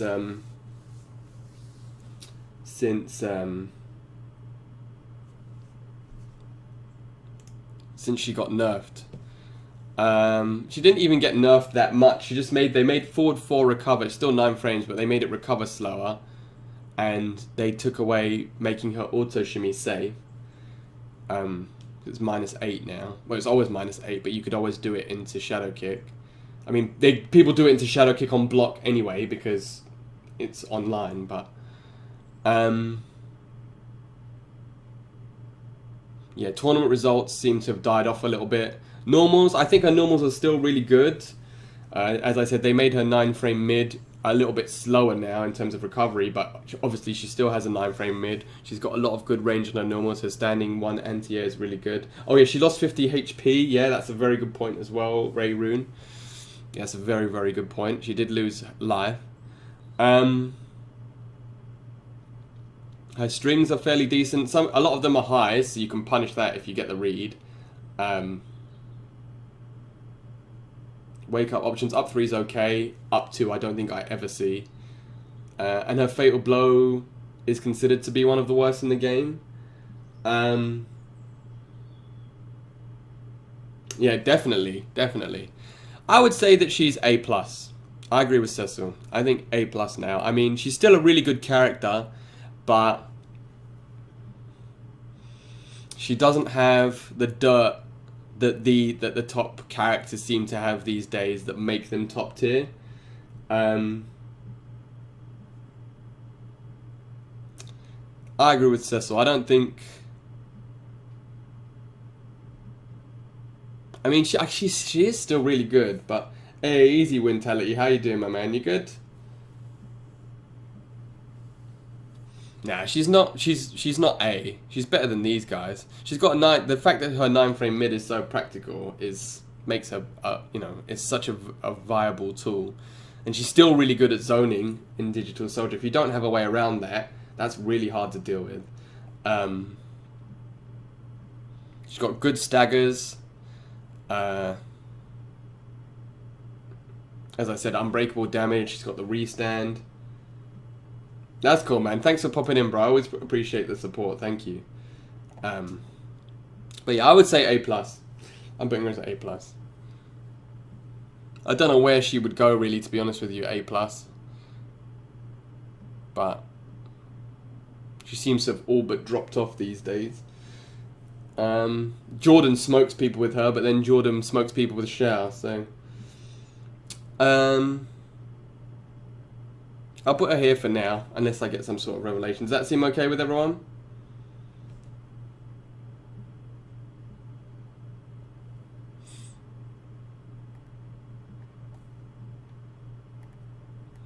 Alright. Erron Black. Let's do this. Let's do Erron Black for Josh. No worries, not Christopher Walken. Thanks for popping in, man. Thank you for your input as well, brother. You have a wonderful rest of your day wherever you are. And I'll catch you again soon. Erron Black. Another scourge of the online world. We've all been back into Scud Shot a million times. 2-1-2-1-2 auto shimmied. Nah, I mean, I'm telling you right now, I'm not putting him A tier. I'm definitely putting him A+. Spoiler alert.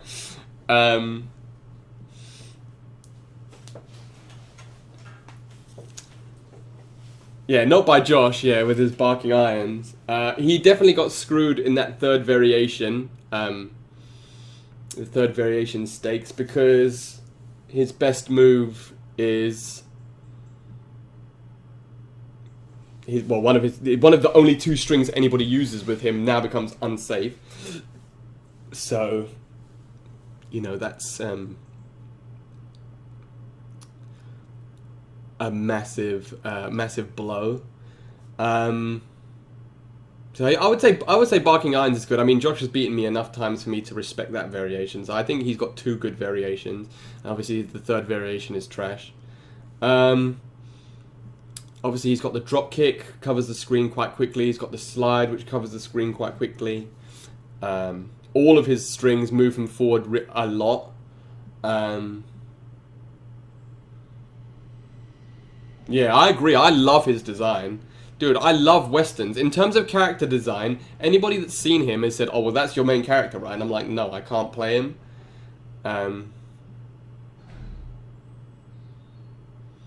But... yeah, fairly decent movement options. Damage overall, damage is a bit low. Like, he doesn't get massive amounts of damage with his combos. Usually it's set up into acid. So you're looking at, like, what, 250 outside of crushing blows. Decent crushing blow requirements, so obviously the double drop kick is easy to do. No, I'm not putting him below Xiao.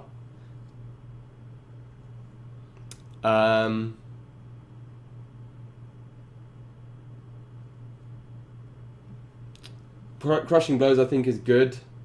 Yeah, it requires no meter. Yeah, that's a good point. But yeah, so it is low, but it is mostly meterless. Yeah, voice acting is sick. Yeah, yeah. No, I'm with you, Nasal Spray. 100 million%, dude. Honestly, I'm with you 100 million%.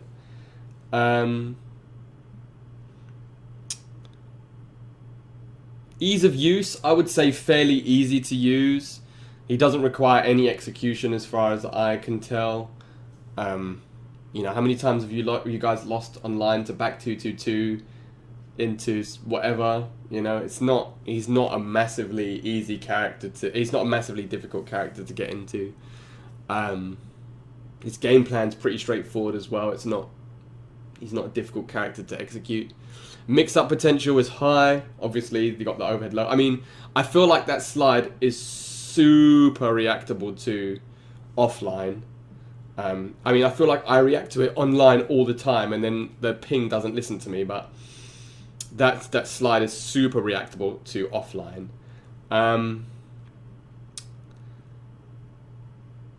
But he does have fairly decent mix-up potential.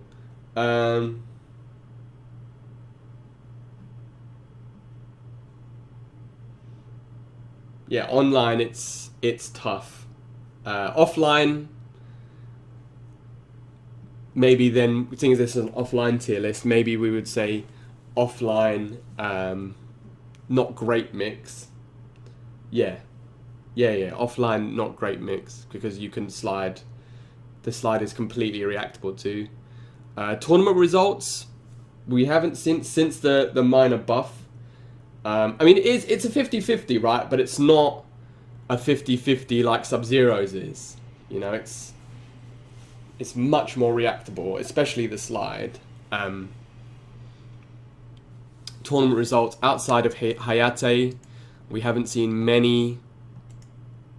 Go away. We haven't seen many, even though it says he's 4th here. That's interesting. We haven't seen many wins. I mean, Tekken Master used him quite a lot. Hayate obviously is the number 1. Sonic Fox used him a lot at the start.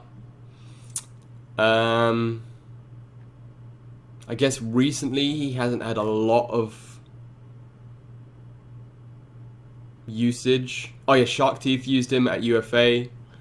Mighty Unjust as well. Yeah, he's a good Aaron Black. Yeah, sort of dropped off recently. No, I don't think Johnny's number 1. What is that? Is that taking the piss out of me? Can you guys see that? It pops up, it's high CPU usage, and then when I click it, it vanishes. No, I don't think Johnny's number 1. I think he's really good, but yeah, post-patch definitely hurt him. It just made him less, like with Scorpion and the nerf to the teleport. It wasn't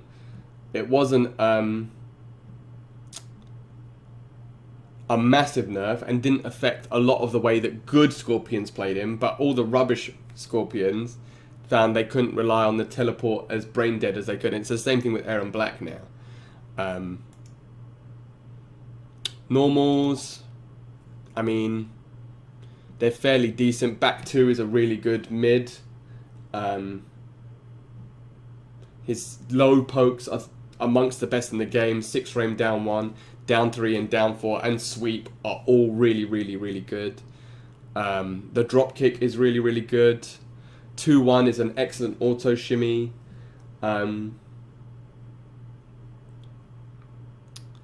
So I think he's got really good normals. His strings outside of back 2, I mean, again, without Scud Shot, back 2 is worthless. Super punishable, but 2-1, 2-1, 2 isn't punishable. Wake up options up 3 and up 2 are both bad. And one of the best fatal blows in the game. Got nerfed recently, but still good. Obviously, it's much slower now, but it's still full screen and can be used to punish a lot of stuff.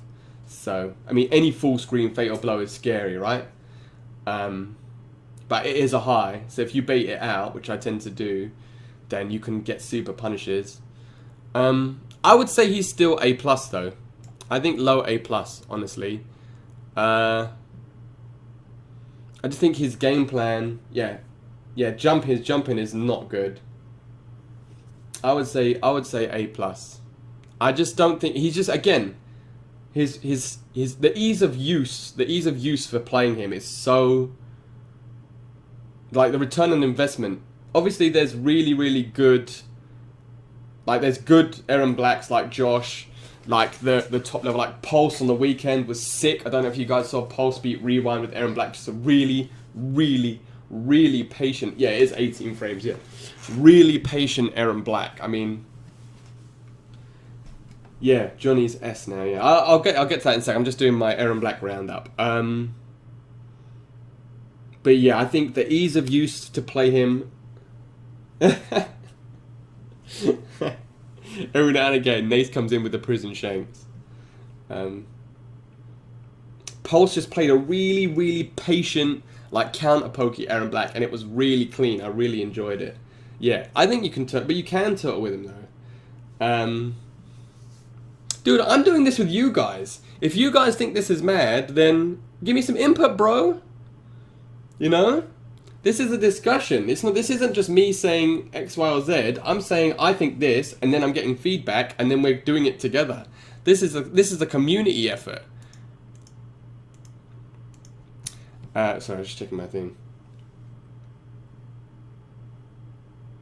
Yeah. Yeah, I think Aaron Black is A+ still. 52 card pickup, that is. I don't think Barking Irons is S+, but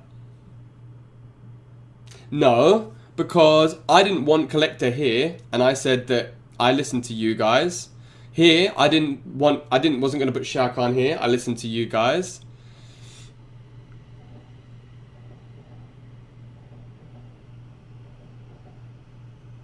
I'm listening. No, you said Collector was an A. B plus A is the same thing. This isn't a democracy. You may think it is. I've given you the illusion it is.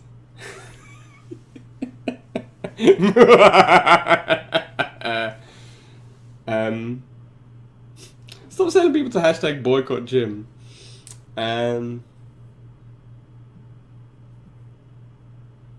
Oh no. At least you don't feel sick anymore?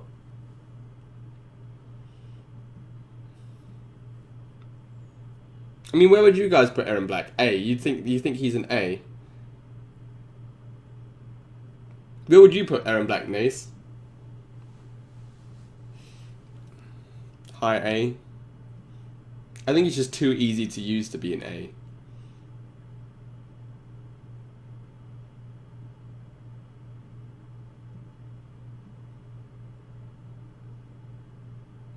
Mid A. A.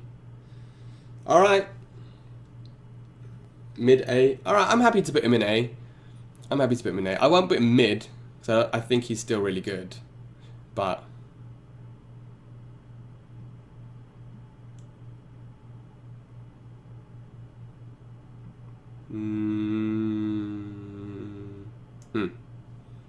fine.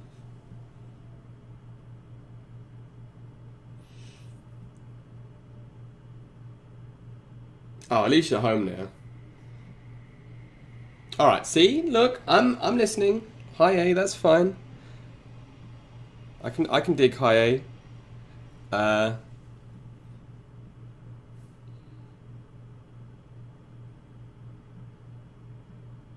But that's the I only ever encounter outside of Josh, I only ever encounter the easy Erron. Noob in S. Only if it's a Nishan's noob. But yeah. I'm happy to put him in A. Who now? Well, who should we do next?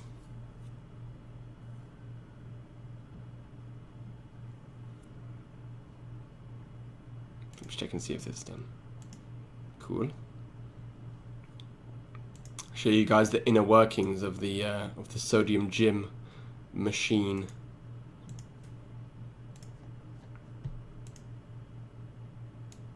Boom.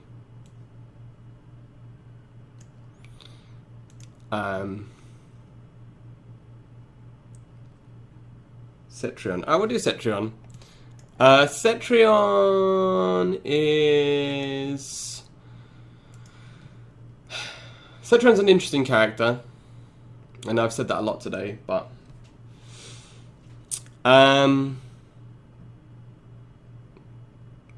her variations, she has one practical variation, right? I mean, look, she's an S. She's definitely an S. That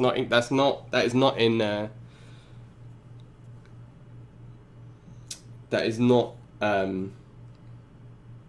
in what's the word? In contention here. She's 100% an S, right? Variation wise though, she does, I mean, Force of Nature is okay. Her third variation is whack. She only has one decent variation, really, practical, which is Spring Cleaning. I've seen the few Ganondorf, I think, uses Force of Nature. I don't really know anybody else who uses it, but, you know, for variation-wise, she does have one, right? Movement options, an amazing backdash, which we see fairly often. Obviously, she has the teleport, which makes her really, really good, because, you know, for some reason, NetherRealm felt the reason to give teleport characters in this game, zoning characters in this game teleports for some reason. So you finally get her in the corner and she just teleports away. Yeah, I mean, amazing movement options. Damage isn't great, but obviously she hits you with a geyser. You can't break in the geyser, so you have to break out of that. She does get a lot of damage outside of inside crushing blows though. When she has crushing blows, she can get up to, I mean, we saw Dragon do a 50% combo on the weekend, so she can get to quite reasonable damage if she has all the resources, but yeah, not massive amounts of damage, but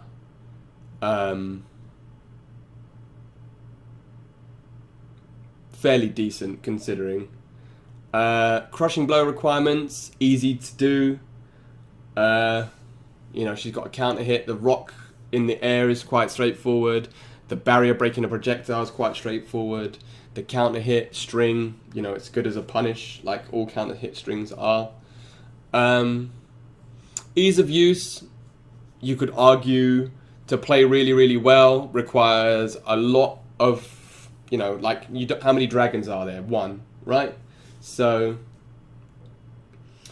I would say she is fairly difficult to use at a high level. If you want to play top level Cetrion, I would say she is actually fairly difficult to use.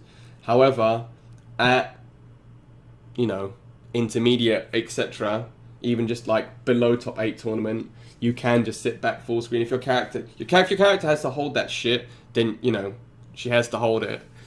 They have to hold it because, you know, you're not getting around. Rocks being +3 anywhere on the screen outside of flawless blocking is ridiculous. She's the only character in the game that has a full screen frame trap. So yeah, I say fairly easy to use. Mix-up potential, not massively, not great. In fact, she doesn't have a lot of decent mix-ups, but that's not really where she excels. Tournament results, high. Acer Damacy always gets top 8. Dragon has been using her since the beginning. He gets top 8. I mean, outside of those two, she doesn't get a lot of play. Let's just have a look who they've got as the top Cetrions. Big D, yeah, Big D was quite good with her before he retired. Ganondorf, as I said, used her quite a lot. But yeah, mostly it's Dragon. Mostly it's these two that use her and get tournament results: Acer Damacy and Dragon. Normals, really, really good. Able to punish stuff at full screen, not full screen, but, you know, able to whiff punish stuff from range. Look, don't say that is not Nace's number. Don't worry, I was gonna get to that, Ray. Anisian doesn't believe that at all. I agree with you, Ray, but Anisian doesn't.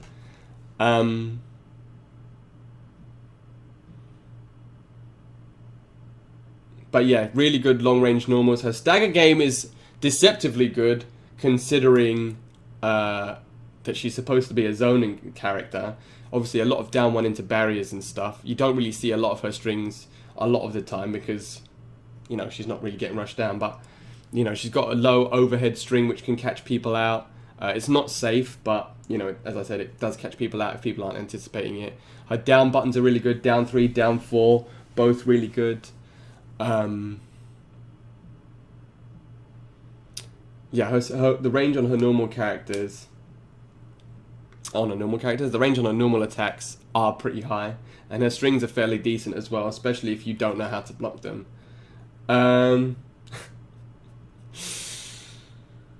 Wake up options. Her wake up options are trash. Up 2 and up 3 are both pretty rubbish. And her fatal blow is really good because it's like noobs. Instead of coming from the bottom of the screen, it comes from the top, and it tracks and is full screen and is much easier to combo into. Obviously she's S, right? I think she loses. Yeah, Nightwolf is her worst matchup, 100%. I don't really struggle with Cetrions because you can reflect everything.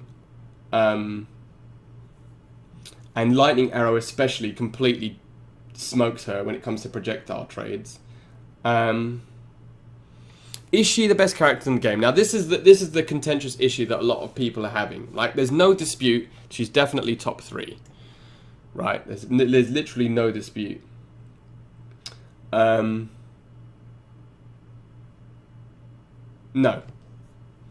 I don't think any Cetrions outside of Dragon know it, to be honest with you. Because you saw Asa Damazi got bodied by Jordan, but that's because Jordan's really good as well. But I don't think a lot of Cetrions know that matchup very well at all.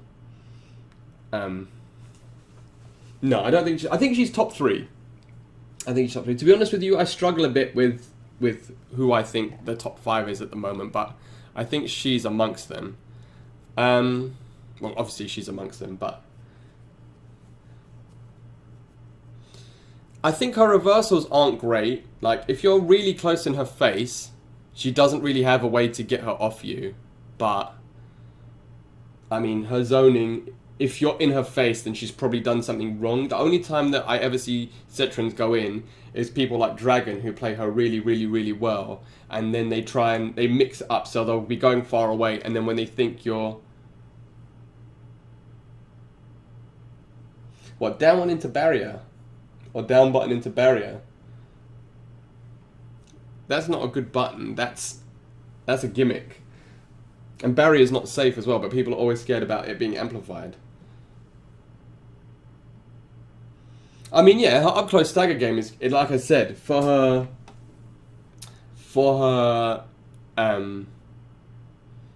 what is a zoning character, she does really well on a stagger game. I said that before, but I don't know. I mean, we'll put her there for now. I don't know if she's better than Geras, to be honest with you, but we'll look at the top 5 in more depth once we've got the S tier. Catch you later, Dave. Yeah, no, don't get me wrong, she's amazing. I think it's to be honest with you, the reason why I think Geras is better than Cetrion is that all 3 of his variations are really good, whereas she only has 1 good variation. As good as her variation, as good as that variation is, just the sheer versatility of Geras, I think puts him potentially above her. But again, we'll get to that at the end. Once we've... I don't know. I feel like it does. If you're talking about top tier characters, I mean, if you look at here, yeah, there's a reason why Geras is at the top. You know, and on the weekend, you saw there was 2... The only character that was repeated in top 8 was Geras. And all 3 of his variations were used. So... You know, that's testament to him more as a character. And again, outside of Dragon and Asa Damazi, how many people do you see get results with Cetrion? I'm not saying we're talking about top 2 here, so I'm not saying that she's a bad character. I'm just saying that I think Geras at this point might be better. If only just because he covers so much ground, like, depending on which variation you pick.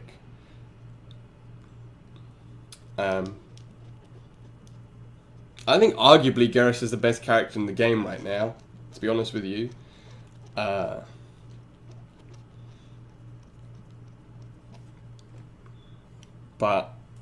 yeah. Yeah, exactly. Geras was picked 35 times on the weekend. The most picked at ECT. Yeah, I mean, they nerfed Geras. It made him arguably better, so now he can Crushing Blow whenever he wants. So I don't know. I mean, yeah, I would, now that we're talking about it, I would say probably Geras is better than Cetrion. But again, we're talking potentially top 2. Yeah, he gets nerfed. Yeah, nerfed. All he's saying. I mean, again, not that this isn't a matchup tier list necessarily, but if we're just going by the amount of tools and everyone has just as characters, the amount of versatility that Geras has is insane. Yeah, the soundtrack Crushing Blow change, now he can do it whenever he wants. It is, but you know what I mean, though. It's not like me sitting here being like, right, who does Geras lose to? What's this, 5-5? Is this 6-4? Is this 7-3? I mean, just in terms of looking at it in terms of just the character, you know, there's a reason why Geras gets picked every single tournament, and everybody plays Geras. No, we can't. We're not looking at that. at that just yet, because we're like I said, we're gonna look at matchups completely separately. So I'll let you guys in on basically what I've got planned to do for the matchup one.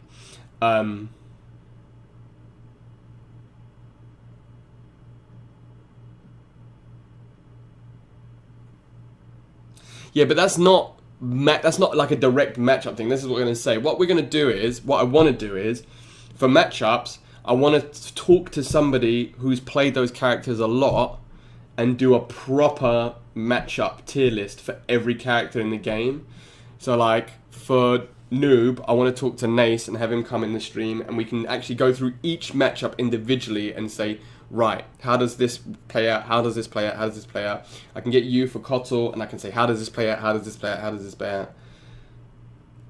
So, you know, get people that have played these characters a lot and that can give me the knowledge based on that, like,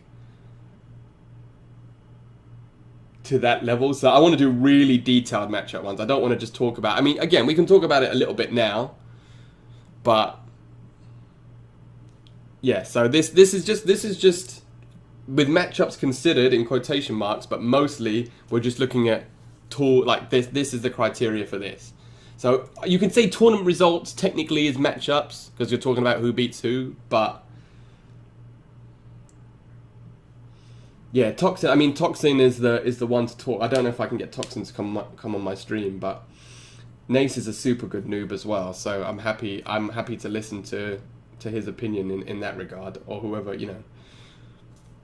Obviously, I'll get Jordan for Shao, and well, if he wants to do it, or whoever, you know. So, we'll get ready to get down forward into Slide for two games. Who are we even talking about? But yeah, Cetron, I would put here for now.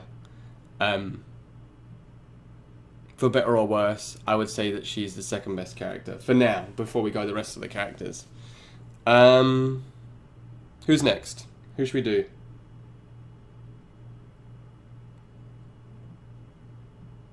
Oh, jokes. Take the points. Yay! Points, points, points, points. That's what I'm talking about. He was scared of you, Destiny. Nightwolf. My boy. Nightwolf, second DLC character. 3 very strong variations. Matoka has the combo potential with the Rising Tomahawk. Obviously, you get a lot of damage meterless in the corner if you have the execution to do that. Ancestral Gift has the teleport. You don't see many Ancestral Gift Nightwolves. But that command grab is quite good, even though it is a high, and gives you a lot of advantage if you hit them with the amplified one. Like, was it 70 frames of advantage, which is ridiculous. And obviously he still has the Rhino charge in that variation. Both those 2 variations have a very, very good reversal, arguably the best reversal in the game. And Shaman variation, I mean, I know it's me playing it, but I seem to be getting a reasonable amount of success with it. I really like the Lightning Arrow. I think that the Spirit Track is really good for... I mean, if you think they're going to throw a high projectile, it blows it up every single time.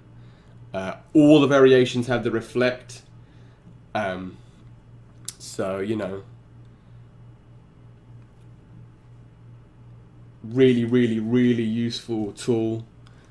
Blows up Cetrion, blows up zoning characters. Movement options, as I said, really, really good. He's got good wave dash. He's quite fast. Forward 1 covers a lot of range. Yeah, that's it. Losing Rhino Charge does suck. Don't get me wrong, man. I'm fully with you. Because that is a really, really strong reversal. But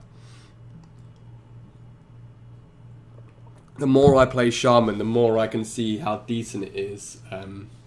Especially in certain... If you're going to zone, if you think you're against a zoning person...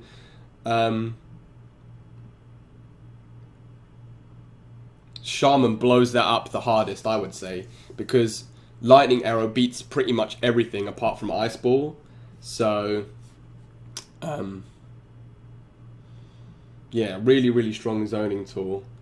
Um, yeah, movement options, good wave dash. He can teleport in Ancestral Gift. He's got an excellent reversal. He's got a good dash. Forward 1 covers a lot of range. Um, decent jump ins. So yeah, I think movement options are pretty good. Overall damage is high in every variation. Ancestral Gift is the lowest, but still pretty decent. Um, yeah, I mean, I'm with you, Cecil. I love him. Um, damage in Matoka is very high, especially if he's got the damage buff on. I mean, you're looking at crazy, crazy damage combos. Meterless damage in the corner as well is mad. Um, variation 3 does a respectable amount. You're looking at 300 damage off the overhead, maybe 320 in the corner. So not massive damage, but you know, fairly decent for 1-bar combos. Unbreakable, not really, but overall pretty good. Excellent crushing blows on both throws. Forward throw gives really good Oki as well. Crushing blow on the command throw. Crushing blow on the counter hit. Strings for Ancestral Gift.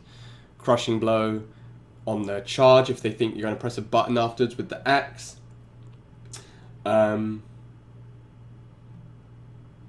Yeah, the overhead. You have to be careful though. Be very careful if you do the overhead on Oki, because if they start rolling, you get blown up so hard. So just be very, very careful. I'll give you that as a tip as somebody who's played Nightwolf fairly frequently.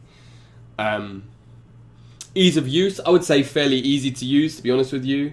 Here's, yeah, down 3 with that has excellent range and jails.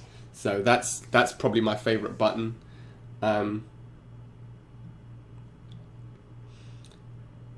Yeah, just be very careful. Yeah, Nightwolf is, I would say, fairly easy to use. I mean, the only thing that I'd say is a bit tricky is getting the timing of the down 1 after the unamplified tomahawk in the corner. That can be quite tough. And getting the jump in after the rhino charge crushing blow with the axe to get max damage off the jump in. That's pretty tough. But you're a Cecil down player, man. But yeah, I think fairly easy to use overall. Mix-up potential is high. I think he's definitely, you know, he's got the overhead. No, I know. Trust me, I'm with you. But I just when I try and do it on overhead, I get roll. If they roll, you're dead. That's the only thing, and I've got to stop trying to do it on.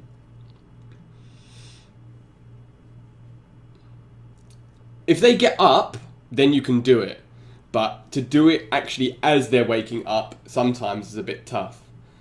Yeah, strong mix-up potential, obviously we said with the overhead. Really strong throw game. If he's got the command grab, another really strong throw game. Mix-up potential with the low spirit tracks is high as well, because you get them to block the overhead. And then when they're blocking high, you go into the low. Tournament results, I mean, he's not on this, but Jordan came second with Nightwolf in the first EU event. Yogi and Nigel.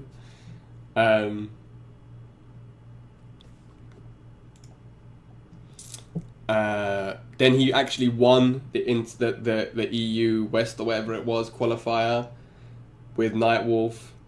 We saw a lot of Nightwolves on the weekend, no top 8s, but then he played Nightwolf at UFA as well. So he's actually won 2 majors with Nightwolf, Jordan has. So, you know, fairly decent. Yeah, I'm down, Yogi and Nigel. Yeah, I mean, fairly decent tournament results. Since he's been legal, Jordan's won 2 majors with him, so and came second in another one. So, you know, really good tournament results. Really strong normals. Forward 1 at great advancing mid. Back 3 at 11 frame mid. It's a bit stubby, but it catches people out a lot, especially if you finish off the string. Forward 2 overhead, which is quite slow. And definitely reactable to offline, but still a good option.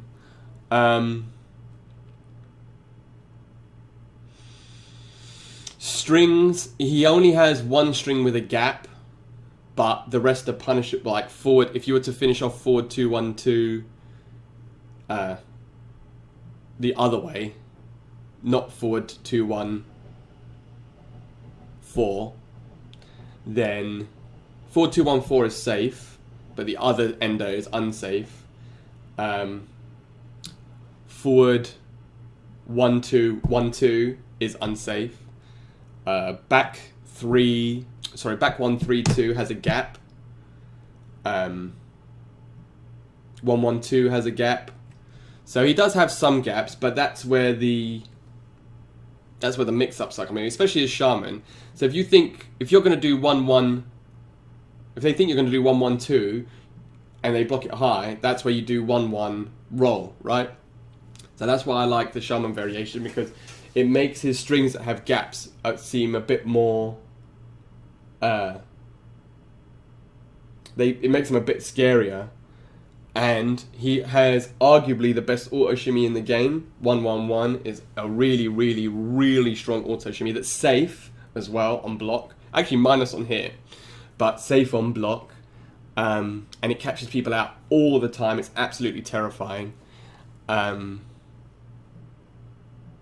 Yeah, obviously you can do 1 1 1 if you think that they're gonna get auto shimmied into something. Really easy to hit confirm it. You can launch off it in Matoka, you can't launch off it in Shaman. In Shaman you can only launch from 1 1. You can launch in Shaman, you only get 1 1 1 into back 2. I did it by mistake the other day and it worked. Somebody went to jump on me and I, for some reason, pressed back 2. I don't know why, what possessed me, and it just blasted the guy straight out of the air. It was a complete accident. Yeah, you can launch off 1 1 1 in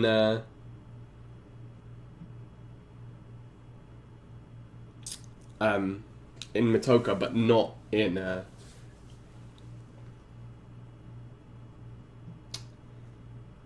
the other variations. Yeah, but really, really good auto shimmy string. Wake up options are garbage. They recently buffed up 2 because it would whiff in front of people's face. Up 3 is punishable on block, which thankfully not a lot of people know. Otherwise, I'd get punished a lot more. And Fatal Blow is pretty bad, to be fair. It's super slow and has a lot of super minus. Sorry. Sorry. But yeah, I think he's definitely one of the best characters in the game, without a shadow of a doubt. Funnily enough, I always say, you know who Nightwolf's I know this isn't a matchup chart, but you know who Nightwolf's worst matchup is? Nightwolf. Nightwolf's worst matchup is Nightwolf. Honestly, the amount of times I lose to Matoka Nightwolf because he just reflects my arrow back at me, and he's got a much faster reversal than I do, and does more damage than Raiden, lol. Yeah, no range on the Fatal Blow at all. Yeah, but people say it's a good anti-air. I mean, I've never been able to hit with it anti-air, but maybe that's because I'm Trish. But yeah, really, really, really strong character. Okay, yeah. But yeah, funnily enough, Nightwolf just loses to Nightwolf. I think he does really well against the rest of the top tiers. Again, this isn't a matchup. This is only because I play a lot of Nightwolf. So I think he struggles with Geras, because everybody struggles with Geras. But he definitely beats Cetrion. And I think he beats Johnny as well, to be honest with you. So yeah, really, really strong character. Definitely S. Not better than these 3, but potentially top 5. So yeah, everyone happy with S? I mean, I would say he's definitely S.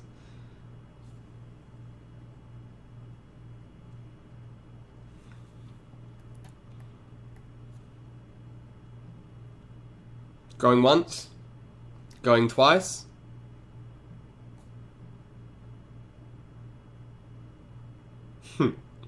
Sold. Who's next? Who wants somebody next?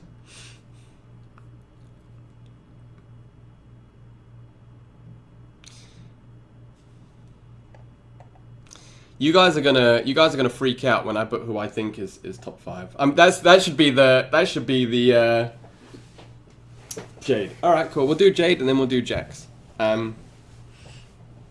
Jade. Another online monster. I would say 3 strong variations. Very different ways of playing. Emerald Defender gives her the ability to zone from full screen. Jaded gives her the +3 Shadow Kick, which is really good for pressure. And then Untamed gives her the Reflect and the low Vanishing Wind. So yeah, that's pretty tricky for mix-ups and stuff. I think it's the weakest of the variations, but still, I don't think it's really bad. Movement options. She has an amazing jump. She has Shadow Kick, which is an excellent reversal. She doesn't have... I mean, she's got amazing range, but she doesn't have great... No, I mean, look, we're just going by tools here for now, right? We can look at tournament results in a second, so... Thanks, Sonic. Crushing blow requirements, I would say fairly easy, right? Double Shadow Kick.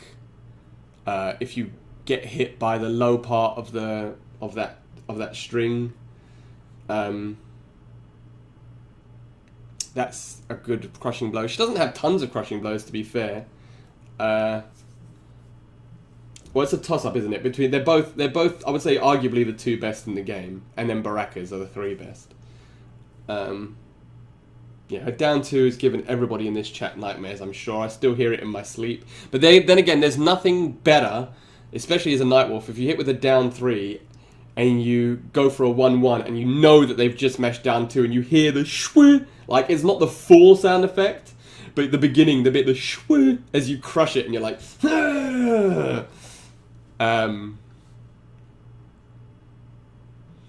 But yeah, when you stuff that down to it's ease of use, I would say fairly easy to use. Again,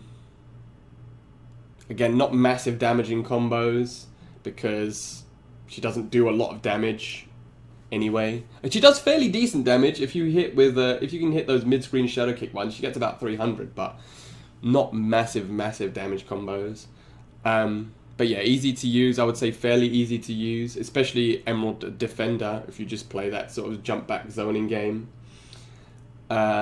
Mix-up potential. She has a lot of overheads, arguably the most overheads in the game. Well, we'll get to Lou. Don't worry. It's all in good time. I mean, he's S, but we'll get to where afterwards.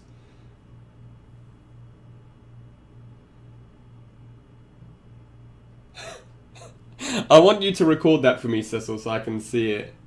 Because I want to actually see it in a real game.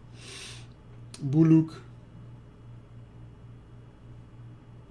Yeah, she's got a lot of overheads. I would say maybe the most overheads in the game. I mean, geez, it's all overheads. And then that's why you get hit with the low crushing blow, because you're blocking overhead, and then... Tall stutter. Yeah, that's...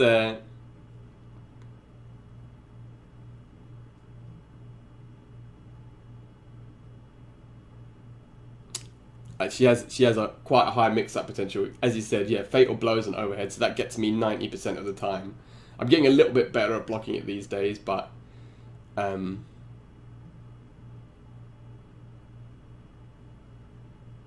yeah, quite good mix-up potential. Tournament results, not massively well, outside of Sonic, again, who tends to skew the data in a lot of these capacities. It says Katana Prime here is the best Jade. We'll see if Sonic actually decides to stick with Jade. Yeah, obviously, Sonic Fox, Big D used her. Dubasic is good, Waz is really good, but I think Waz is playing Frost now. Dubasik is a very strong Jade. Katana Prime is a strong Jade. But, I mean, neither of these guys get amazing tournament results. But then, yes, Sonic used her on the weekend a couple of times to, tournament wins. And then, Waz uses her too. So, fairly decent tournament results. Yeah. Well, did she though? Because it was Johnny the whole way, and then he picked Jade to counter-pick Katana at the end. So, technically she won ECT. Yeah, technically. You're right, she did, but that was her on Johnny's shoulders. I'm sure we'll see a lot more Jades though. I think Jade was a character that it takes... Sonic Fox is the best player in the world for a reason, right? And it takes somebody like him with his ability to show the potential of a lot of these characters, like D'Vorah, like Jade, you know, characters that people considered to be bad or not as good, and then slowly they're working their way up the tier list the more that he uses them, and he sort of unlocks, he's like, here, this is how she should be used. Hey, super player. How you doing, my homie? Are you good, my friend? Yeah, he unlocks it and he's like, here, good people of Earth, this is how you use this character. And then they're like, oh shit, okay. And then, so now we're going to see, if you thought that seeing Jades in Combat League was bad before, you better believe we're going to see a billion Jades now. A billion. Just be ready for it. That's all I'm going to say to you. Learn that matchup. Because we're going to have to hold that S. Yeah, normals, really long range normals. That's a whole gimmick, right? I am doing very well, good sir. I love doing tier lists, so I'm happy to sit here chatting with the homies who, yeah, dude, everybody was saying that. He's got like a little rent. He pays rent in Dragon's Head, yeah, honestly. I mean, I think Dragon's weakness in that wasn't that he played, even how he played the matchup. I think his weakness was that he popped off in winners finals. I feel like when you pop off early, you ruin your chi. Like your chi gets expelled and you're like, yeah! And then after that, dude, Ray, I'm glad, man. I appreciate the support, honestly. And thank you everybody else for popping. It was funny because I started doing my tier list this morning and then I logged on just now and saw that Rio was doing a tier list too, and I was like, well, dang, that's just bad timing. But I thought, F it, I might as well finish it today. But yeah, I love talking with you guys about who you think is good. It really interests, because obviously I play the game how I play it, and I have my characters who I like, but I don't, so like, when Douglas comes in and gives me the collector bit knowledge, when Cecil gives me the Cotton knowledge, when Nace comes in and just berates me because he hates me, you know, it's all love, right? So, yeah, it just, people that pop off too soon, like, look, Tweedy did it to Sonic at Combo Breaker, got bopped. Daddy did it to Scar, wherever that was that CEO? Got bopped. And Dragon popped off too quick, man. If he'd have saved that pop off until afterwards, then, you know, maybe he would have won, but you just can't pop off too early. Because then you start to get into your own head, right? Why is this still open? Closed, aren't you? But yeah, back to Jade. They do have, all of her strings are either flawless blockable or punishable, so you have to be very careful where you use them. But they do have massive range. Her up 3's okay. Her up 2 I don't think I've ever seen. And her Fatal Blow is the only overhead in the game and has really high range, so that's pretty strong. I would say probably top of A tier. I went A, dang it. I would say probably A tier, right? I'm gonna see if I can go. I need to text Falcon and see what he's doing, but. So is it an actual big tournament then? It's not like their local one. Yeah, I know. He came in before, and I need to chat to him about it. I'll give him a text tomorrow morning, maybe, or tomorrow. I'll see if I can get Jordan to go as well. No, I don't know bottom A, because she has a lot of tools.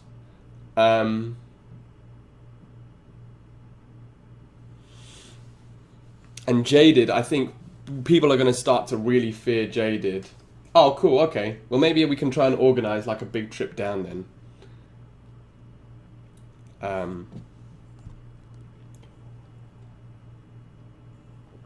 Because that'll be cool to finally meet all the boys. Oh, it'll be cool to meet you in real life. It'll be cool to meet all the other boys in real life.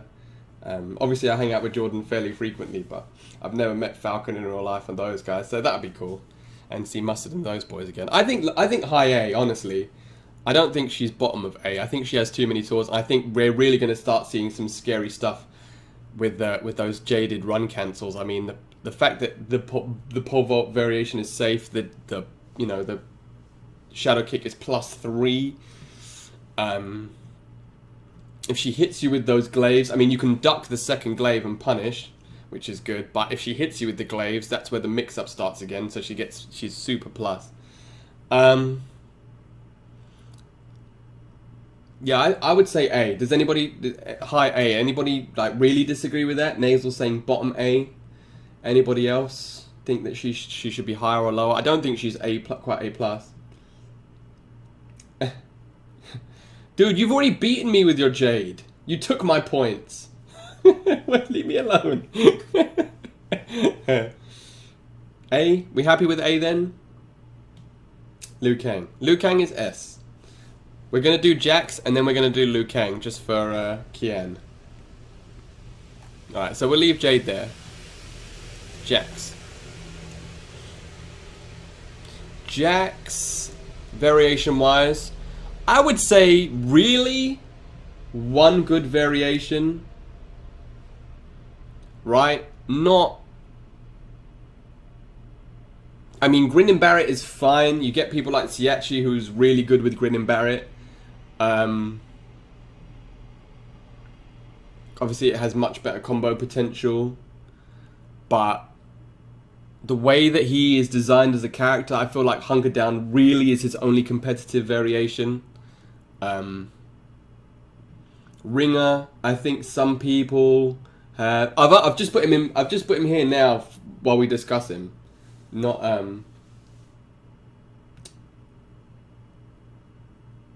not because he's B plus. I've literally just stuck him here for now. I just put them in the middle for now while we discuss. But yeah, Ringer, Jordan was trying to get it to work. Siachi was trying to get it to work. I don't really see it. It's got a couple of cool things, like the punch. If he hits you with the punches, then those arms are getting heated up big time. But do you get them more heated up than if you hit them with like a forward 3-3 into 1-3? You know? So... yeah, I mean...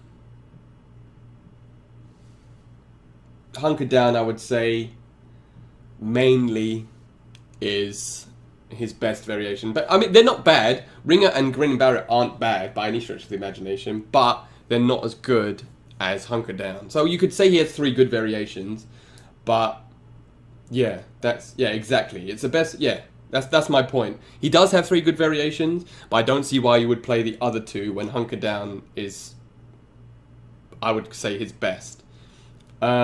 Yeah, that's fair. 3 good, 1 really good, yeah. Thank you, Cecil. That's probably the best way to put it.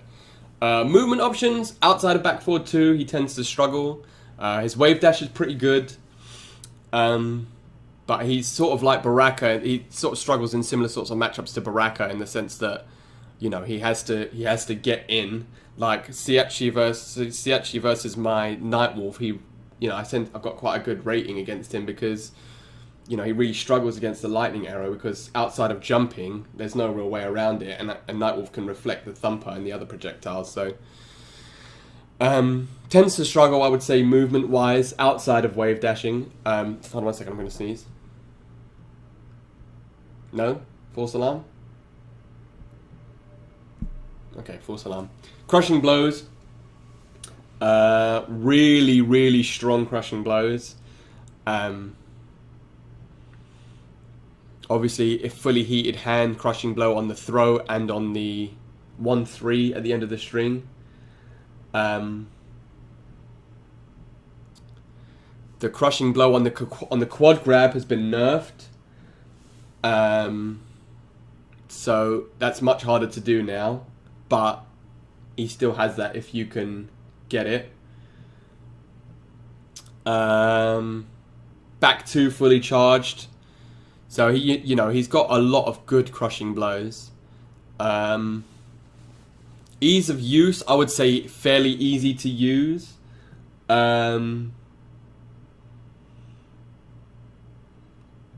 Especially hunkered down. It's not a lot of combos to do outside of the crushing blow on the fire rockets, on the heat rockets. Other than that, you can probably just get away with ending combos with Burning Hammer, which probably does a decent amount of damage. Mix-up potential, I'd say, is fairly high. Like forward 2, overhead or low. If you block the low, it's super punishable, but you have to read that it's a low. Lots of good overheads. He's got a command grab. Stagger game is really strong. So I'd say mix-up wise, he's quite high. Tournament results, you just outside of Jordan, you don't really tend to see a lot of Jaxes. He's the best Jax in the world according to Shoryuken. Ominous. Undead Jim, obviously a really strong Jax. Gunshow. I haven't really seen Gunshow compete very much. Sonic Fox played him a little bit. But, yeah, mainly Ominous. I mean, I haven't seen Ominous a tournament in a while. Gunshow is a great, again, I haven't seen him in a while. Undead Jim, really good. But yeah, Jordan seems to be doing the most work with him at the moment. The video games, yeah, that is. But not massive tournament results. Oh, I didn't see. That's cool. I like to see good Jaxes, but you just don't really see it anymore. Yeah, no, Rewind. He must have used him right at the start, because I thought Rewind's been using Lou the whole time. Normals, really good. Forward 3, forward 2. Forward 2 is minus, but you just enforce that stagger game, right? That's what we're talking about with the stagger game. Really, really good normals. Down 1, 2. Yeah, his normals are super strong. His strings, I mean, again, outside of hunkered down, you can just end it in 1, 3. And, yeah, well, that's yeah, not talking about matchups again, but that is who he loses to. He loses hard to zoning characters.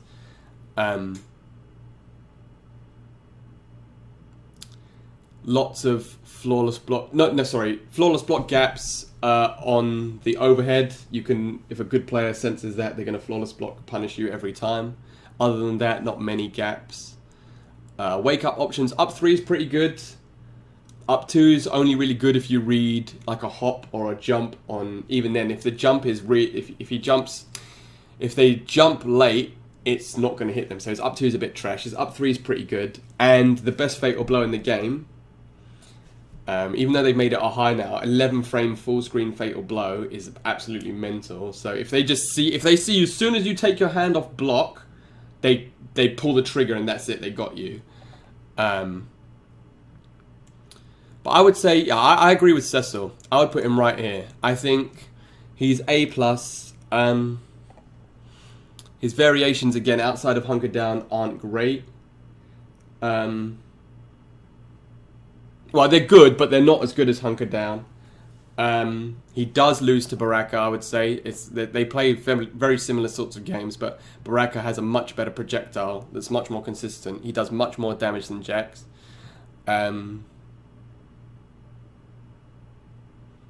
And yeah, it just seems to struggle a little bit, right? But I think A+ is fair. I think for the amount of damage that he does, for his ease of use, and for the comeback factor with the crushing blows, his fatal blow means he's fully buffed. So all he needs to do, he fatal blows you, that's 40%, and then he grabs you and forward throws you, and that's another 40%, and he's killed you. It's mad, because it fully buffs him. So, all he has to do is hit you with a forward throw or a forward 3-3 into 1-3, and that's 80% gone, done, deleted. So that's why flawless. His fatal blows is not just the fatal blow itself, which is really good, but the actual mechanic that it gives you, because he does more damage with heated arms. It fully heats him. Nobody else's fatal blow puts on a buff, like a max buff for them. Imagine if Nightwolf's fatal blow. Kiba's there, bro. Kiba's right there. He doesn't give me a buff when I do fatal blow. But Jax gets fully heated arms for some reason. Not that I'm salty or anything. But yeah, I think A+. What do you guys think? Agree? Disagree? I know Cecil agrees, so that's where he said to put him, but...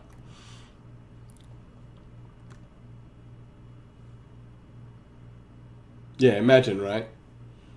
Agree? Agree? Cool. A+. We'll do Lu for Kian, because Kian seems to... Cool. Kian seems to really want to see Liu Kang. Variations... Interesting. Obviously, Lohan Quan is the most used variation. Wuxi, a lot of the top level players say that he's Raiden is this. Raiden's here by himself, man. When I was 17, it was a very good year. Yeah, only one real usable variation. I mean, I saw a couple of people use the third variation on the weekend. I mean, he's got a command grab, but I think for the moment, the low fireball is the main thing, right? Having the low fireball, it's it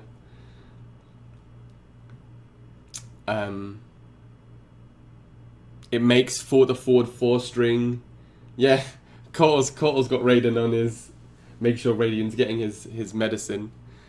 Yeah, so you could say that he's got 3 usable ones, but again, the main competitive one is his first variation. I mean, I don't know if they're good. They're usable, but definitely Lohan Quan is the main one. Basically, South of Zero, it was, yeah, I think you're right. I think it was Silver Eye.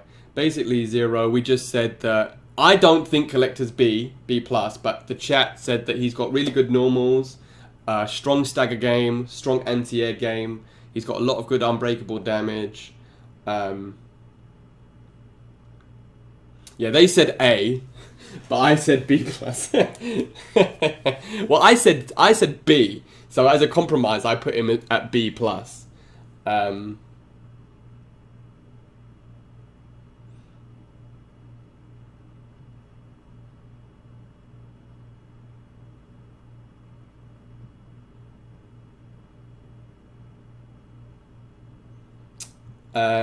But yeah, so he's got a lot of tools basically. I think the main thing with him is he just lacks a solid neutral game. Yeah, he's quite slow. I just don't think his neutral is there. That's the only thing. I mean, I think he's got a decent stagger game if you don't know the matchup. But as soon as people start to learn the matchup and they see it more, I don't think he'll get away with half the stuff that he gets away with. I think a lot of it is gimmicks. That's my main thing. That's why I didn't book Frost high. I think a lot of their stuff right now is a bit gimmicky. And I think when people figure it out, he'll tend to struggle a bit more. But yeah, people seem to think he's good, so I'm happy to put him in B+ for now. But where was I? Lu. Yeah, Lu. Super fast wave dash, super fast movement. Reversal dragon kick.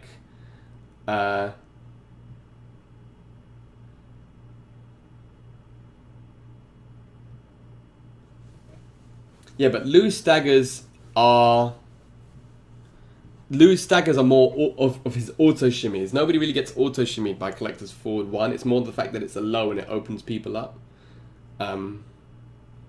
Yeah, to be honest with you, his damage outside of crushing blows isn't great. But yeah, once he does get the crushing blows, yeah, true, very true. So does Lu. No. Sorry. No, I was talking about Collector just for Zero. Yeah, 100%. You're right. The crushing blow counter hits. I think if you're gonna have any crushing blows in this game, having them on 2 throws is probably the best you can have, outside of like a strong counter hit one. That's why I think Kano is such a good character, because not only does he have both on each side, but he also has 2. It goes throw crushing blows, then on a counter hit. Those are the two easiest requirements. Yeah, Lu's crushing blows are absolutely mad. Full screen dragon kick will get you. counter hit parry on a wake up will get you. Bicycle kick is super easy to do. Yeah, super easy requirements for the crushing blows. Both sides of counter hit throws. Ease of use, I would say he's fairly easy to use. I think his more damaging combos need a little bit of execution, but in terms of executing game plan, and if you're just going to do like normal like 1-2, 1-2, 1-2 into Dragon Kick, he's really easy to use. Mix-up potential, I mean, not great mix-ups in the traditional sense. He doesn't have an overhead. He doesn't have a... Well, no, he does have a low starter. Doesn't have an overhead. But a really strong stagger game. Yeah, Sindel. Well, that's what Mustard said, that Sindel has historically been a really low-tier character, so... she comes out in exactly a month, so we'll find out in a month.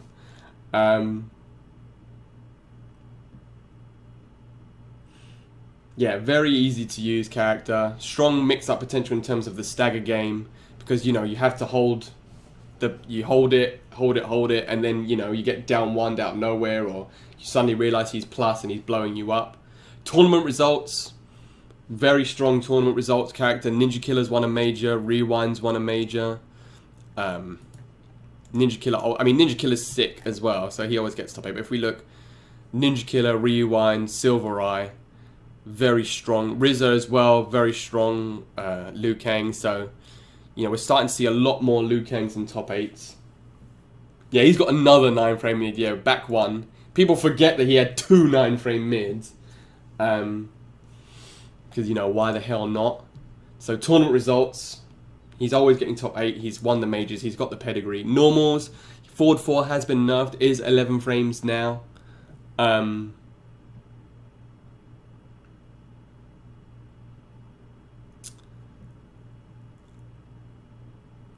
Back one, as we've just said, another 9-frame mid. 1-2 plus 3 on block. Yeah, exactly. He still has the cancelable mind games shenanigans with the parry if they know you're going to press. I know 1-2 plus 3. Tell me, I mean, it is high. It is a high, but you know, it's like Shao Kahn's standing 1. Down 3, yep, good point, Nasal, very good anti-air. Not as good as Frost's, but works in a very similar way. Standing 1 is also a very good anti-air. So, you know, a plethora of really, really strong buttons. Not many gaps in the strings either. All of them are special cancelable. Outside of forward 4-3, if you think he's going to do up 3. Yeah, imagine. That would be amazing.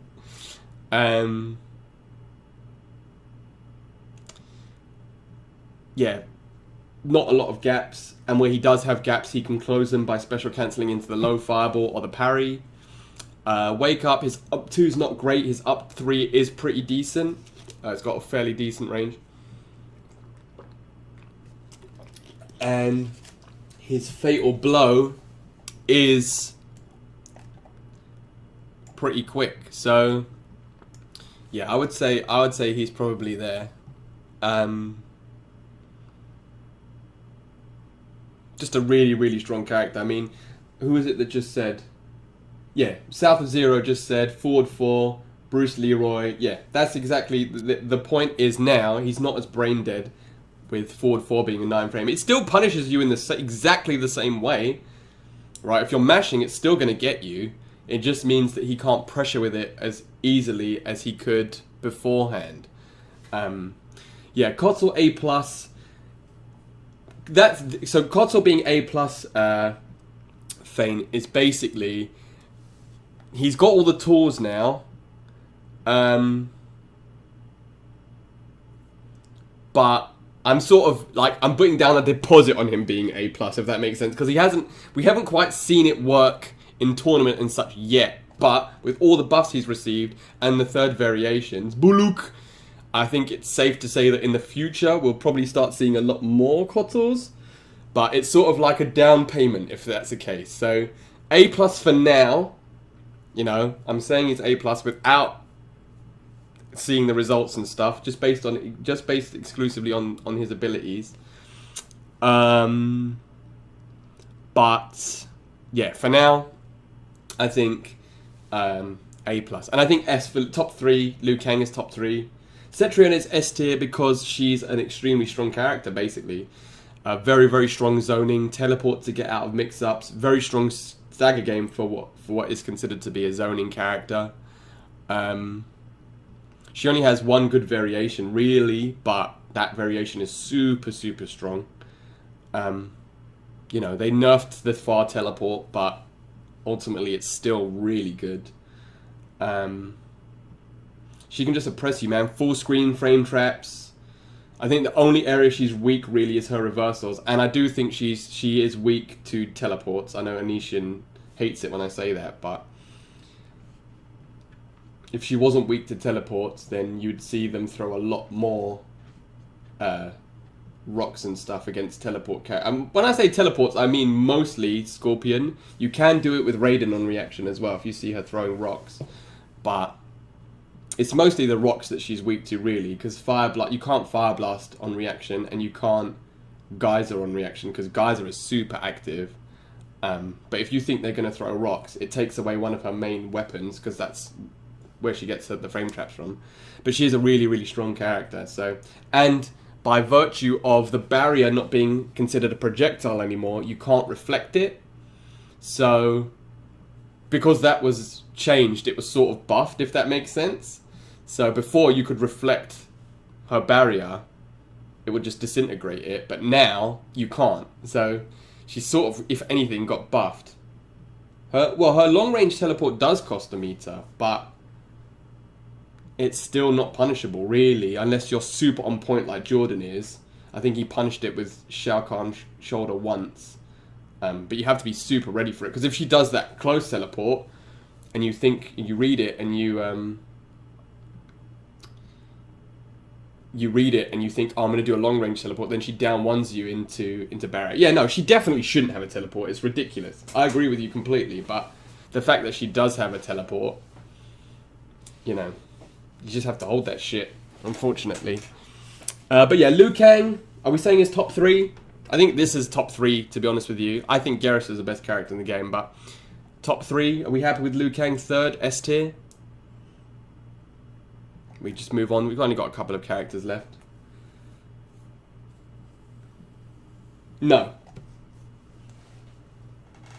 I don't think any zoning character should have a teleport. I think by proxy of you being a zoning character, you lose the right to teleport. Yeah, I think Collector should, because Collector's not a teleport Collector's not a zoning character. If your toolkit is designed for you to play at range, you're rewarded by being patient by getting them in the corner. The fact that you can then teleport out of the corner is what makes them frustrating to fight against. You know, like Cetrion is... Yeah, Scarlet definitely doesn't need one either, 100%. But it's a similar situation, right? You get them in the corner. That's your reward for being patient. You know, you've just lost 30% of your life in chip damage because you've slowly edged her into the corner, and then you end up losing because you're like, finally, I've got her in the corner, and then she goes bloops, and now she's mid-screen again, and you're like, oh. And the levels are so big in Mortal Kombat 11 as well that it takes ages to get them in the corner, and that's the annoying bit. Is that you finally get them in the corner, and then they just teleport out, and you're like, all right, well, I've got to do that again. But yeah, characters like Raiden and Collector, that's just part of their kit, and they don't have, you know, it's not. I mean, they can sort of use it offensively, but they want to get Raiden and Collector both want to get close to you, right? It's not. They're not trying to escape because they want to just continue a zoning game. They actually, Collector and Raiden both want to get right next to you so that they can do stuff. But yeah, we'll leave Liu Kang. We'll leave Liu Kang at 3rd then in S. Who should we do now? Kung Lao or Kung Lao? Talking of it, we might as well do both of them. My man. Well, it does, but he loses like Douglas said, he gets smoked by Scarlet because the fireball is just too slow. So, oh, Bruce Leroy, thank you for the follow, dude. I thought you were following me already, but thank you, man. I appreciate that. Yeah, Kung Lao, variation-wise, originally, lots of people were playing Hat Trick mostly. I don't think many people tended to use Lotus Fist very much. But we're starting to see a lot more Lotus Fist used in competitive play. Obviously, Boki uses Lotus Fist. Splash on the weekend uses Lotus Fist. Scar ran Lotus Fist, Kung Lao a lot. So I think, yeah, a lot of people are starting to see... Because a lot of the Z-Hat stuff is a gimmick, right?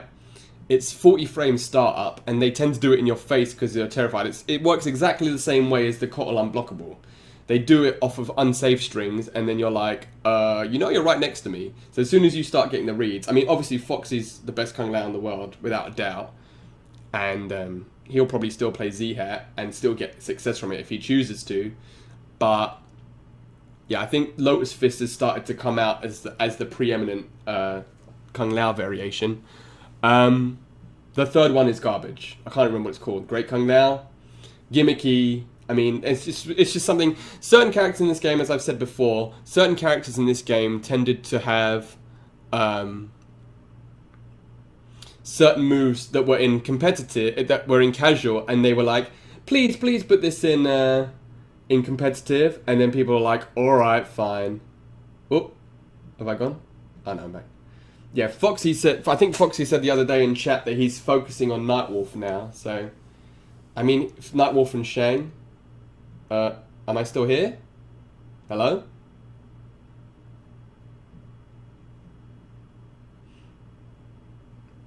Guys, am I still here? My stream just froze. Maybe my video's finished. Almost finished. Oh yeah, that's why. Okay, so it was just freaking out. Okay, cool. Thank you. I just wanted to make sure that I hadn't gone. It's just because my video is just finishing processing, so it just made the internet go a bit funny. But yeah, movement options. Okay, cool. Alright, thanks guys. Yeah, I was like, meh. Movement options, one of the, crazy movement, great jumping. He can triangle dash Magneto style with those dive kicks. He's just a really fast character overall. Damage wise, does a fairly decent amount of damage. Yeah, I mean, well, yeah, if the lore of patches is anything to go by, I mean, these characters were all in the dustbin until they got patched into the ground. So surely the NetherRealm community would. No, I mean, it has uses. It's just not good. Yeah, I mean, if you don't want to be a competitive player, play whatever the hell you like. South of Zero is right. If you're getting results playing third variation Raiden, why the hell not? But they definitely didn't do him any favors. But who are we talking about? Oh yeah, Kung Lao. Fairly decent damage. Fairly decent crushing blows. Got crushing blow on his back throw. Crushing blow counter hits. Crushing blow on the dive kick. So I would say fairly decent crushing blows. Hey, Chili. Ease of use, I would say fairly easy to use. Lots of jumping, which seems to be the key indicator. Even Splash was jumping a lot. I mean, people say that's how he's designed, but lots of jumps. His combos require a little bit of execution if you want to do like the max damage ones, but other than that, not game plan wise, I would say very easy to use. Mix up potential, strong. I mean, Foxy sort of unlocked him for the world with that Z-Hat, forward 4, down 3 grab mix. Obviously he's not a mix-up character, but that's just how people play him now. Especially in Lotus Fist, down button into orbital hat, it's not really a mix-up, but if he hits you with it, that's a confirm into a full combo. D'Vorah, I think, is a strong character. I think D'Vorah is a strong character. I feel like she needs a bit more work than most to make her work, but I think she's got a definite game plan now, which she didn't have before, especially in the buzzed variation. If people are willing to put the work in with her, I think she does have the ability to be a strong character. But yeah, I think strong. And definitely stronger than she ever has been.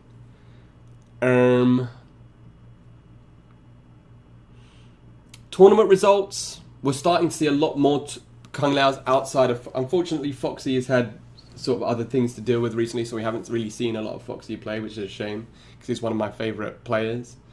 And people forget how good Foxy is, because he hasn't been around recently. But tournament results, I mean, it's all Foxy, right? But you are starting to see a lot more top 8s with Kung Lao. You are starting... Oh. Nope. Well, not on this website, you're not. Is the whole thing broken, or is it just... No, it's just Kung Lao. Yeah, I mean, if we just look at Foxy... DreamHack Montreal, he only got 9th because he accidentally picked Spellmaster Shang, but... You know, still definitely the preeminent Kung Lao. But again, lots of people nowadays are using him a lot more with Lotus Fist. Yeah, her bugs are really good pressure. Yeah, 2 in top 16 at ECT. Yeah, Splash got what, 6th. So, and Splash played really well as well. Yeah, Scar got 9th. Yeah, so you know, definitely a strong character tournament wise as well. We're starting to see a lot more results. Normals, very good normal. Down 3, very strong, spammable normal. Forward 4, very strong. Forward 1, very strong. If you count jump-ins as normals, I would say very strong. String-wise, I mean, he's plus after some stuff. His strings are a bit weird. I'm not sure them by themselves are very strong, to be honest with you, because a lot of them are punishable or duckable. But, you know, if he mixes those ups with, especially with the orbital hat and the Z hat, they start to become a bit more scary. Wake up options, up 3 is pretty good. It counts as aerial though, so I'll give you guys a bit of secret Discord tech. If you have an air grab and... if you have an air grab, yeah, that's what I mean. His strings aren't great, just used in the neutral. But when does Kung Lao play neutral? Lol, lol, lol, lol. Up 3 actually counts as airborne. So if you have an air grab like Burning Hammer and you read them to do an up 3, it will grab them. So I imagine that works with Cabal's air grab and Terminator's air grab. They both, you know, you can Burning Hammer Kung Lao's wake up. So use that information how you will if you didn't know that before. Easy, Josh. How you doing, my dude? Oh, no. Stay. Yeah, his up 2's okay. His down 2's pretty good as well, actually. He's got one of the better down 2's in the game. And his Fatal Blow's okay. I mean, it's quite fast, but you can accidentally kick people out of it if they break away. Like, if you do it too close, because of it's a 2 hit. So he does like an up kick, and then he goes into it. I've seen a lot of the time, the up kick tends to whiff. And if you don't do it fast enough, you can break away from it, as we saw on the weekend with Splash. I think he's A+. I think he's at the bottom of A+, to be honest with you. I feel like he's much better than these sorts of characters. Lotus Fist as well. Just the way Lotus Fist is played is sort of... It fits the way that MK11 is currently played perfectly. You know, having a move that you can do at any point on block and can confirm easily into full combos on hit is... I mean, I know it costs him an offensive and defensive bar, so it is a very resource heavy move, but You know, that coupled with down 3, that coupled with forward 4, forward 1. His stagger game is really strong. His jump game, a lot of jumping. At the moment, we all know how strong jump-ins are. So jump-ins like that are really, really, really strong. So, yeah, I mean, at the moment... Who? As Erron Black? Go on, Josh. Taking Deoxys to the limit. But... yeah, I would say A+. I think he's better than the A tier characters. I think he's got a lot of good tools. Oh, Geras.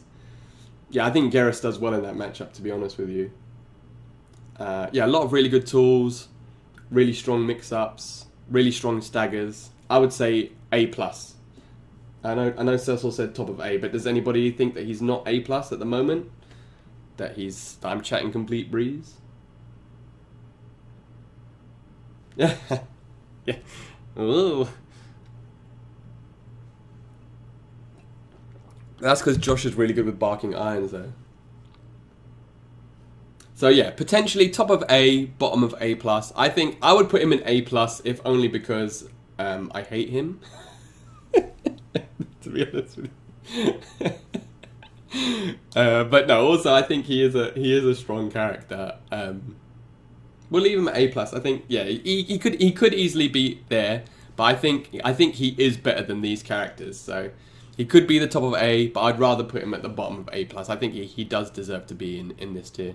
But I mean, just to quickly stop before we get into the very end. I mean, we've only got a few left now, but it is a testament to this game's ability. Obviously, there's a lot of people in Ishion that don't agree with my tier list. In its fullest capacity. But even if we were to shuffle these characters around a little bit, the fact that there's so many in this bracket, right, is a testament to the balance of the game, isn't it? I mean, even these characters now, they're underneath, but they're not much worse, right? Even if you were to shuffle these characters about, the balance in between all of these characters, obviously matchup-wise, is... you know, we're not talking about matchups right now. But if you're looking at just like overall character balance, I think NetherRealm, definitely this is the most balanced Mortal Kombat game, without a doubt. And I think they're doing a really good job of slowly balancing... Just move him out of the way. They're slowly balancing the cast out, right? There's not a massive gap. The top tiers, alright, you're starting to see a bigger gap, definitely. But amongst these sorts of characters, outside of a few, you know, a few tweaks here or there, you're seeing them move up or down. I mean, look, Erron Black tweaked, went down. These characters all tweaked, moved up. You know, Kotal beamed up. So they're only a little tweak. They're only a little tweak. And then they can go either way, which again shows you the testament of the changes that NetherRealm are trying to make. Should we just do the last few in order? I think this is a pretty interesting order. My man! Jackie, my man. I'm going to be honest with you guys. I freaking love this game. I know I get pissed off with it, and Kombat League makes you want to punch someone in the face, but I think this is one of my absolute favourite fighting games of all time. I really, really enjoy it. I love thinking about it. I love playing it. I love talking about it. Honestly, I think... Thank you, Reverend Sith. My man. I honestly think that this is a really, really fun game. And thank you for all of you for sitting with me and talking about it. And well, listening to me talk about it or talking about it with me. Jackie, I would say 3 very strong variations. Honestly. Lady Onyx, look at my hairline, right? Before Kombat League came out, I used to have this long blonde hair that went all the way down to my waist. And then I played 3 games of Kombat League. Now look at me.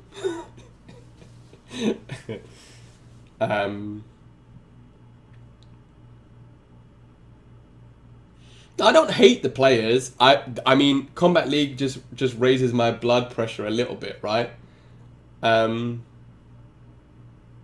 But I think in terms of gameplay, NetherRealm have done a fantastic job. All the customization stuff is awesome. All the single player stuff is awesome. The crypt is a bit frustrating, but they've done a lot to alleviate the pain of the crypt. You know, the game itself is fun to play in sense of if you're playing against your homies or you're playing offline, it's really fun. But yeah, I think they've just done a really good job with this game, and I really enjoy playing it. Yeah, definitely Jackie 3 variations. Fine, first round KO, very strong still. We saw that being used by Coach Steve on the weekend. Oh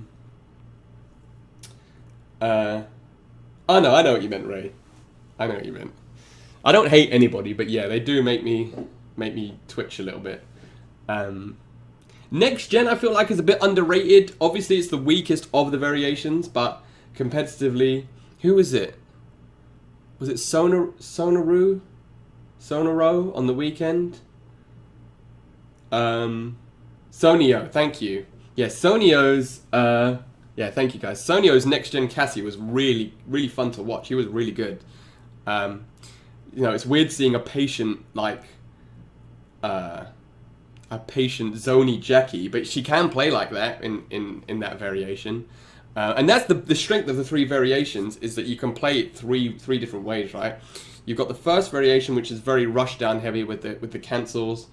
You've got the second variation, which is a bit more patient with the projectiles. And then you've got the third variation. Hey, how's it going, Nick? You good? Then you've got the third variation, which is playing Marvel vs. Capcom, you know, with all the freaking maximum spider jump. I don't think it beats Cetrion, no. I don't think it beats Cetrion, but it definitely makes her weaknesses to zoning much less, right?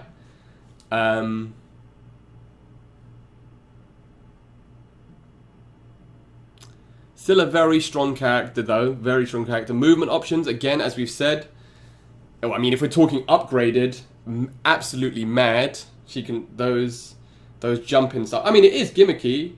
It is gimmicky, definitely. But if she gets the read, you know, she's leaping full screen. Back, even without that, back 2-2 is one of the best advancing strings in the game. Dash punch she has in every variation, which has a crushing blow attached to it. It's super fast and safe. She's quite a fast character anyway. Damage-wise, she does a lot of damage as well in every variation. You know, her crushing blows are really easy to do. Counter hit 3-3, crushing blow. The clinch in the first the clinch in the first variation, crushing blow. Dash punch full screen, crushing blow. I don't know what her crushing blows are in the other variations. She's got crushing blows off her throw reversals as well. Yeah, very, very good damage. Very good easy crushing blows. Ease of use, I would say fairly easy to use in terms of game plan execution.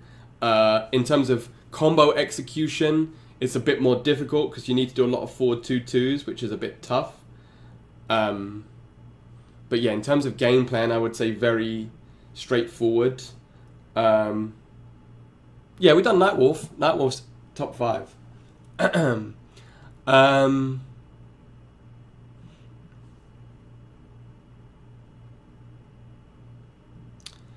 What else? Mix-up potential.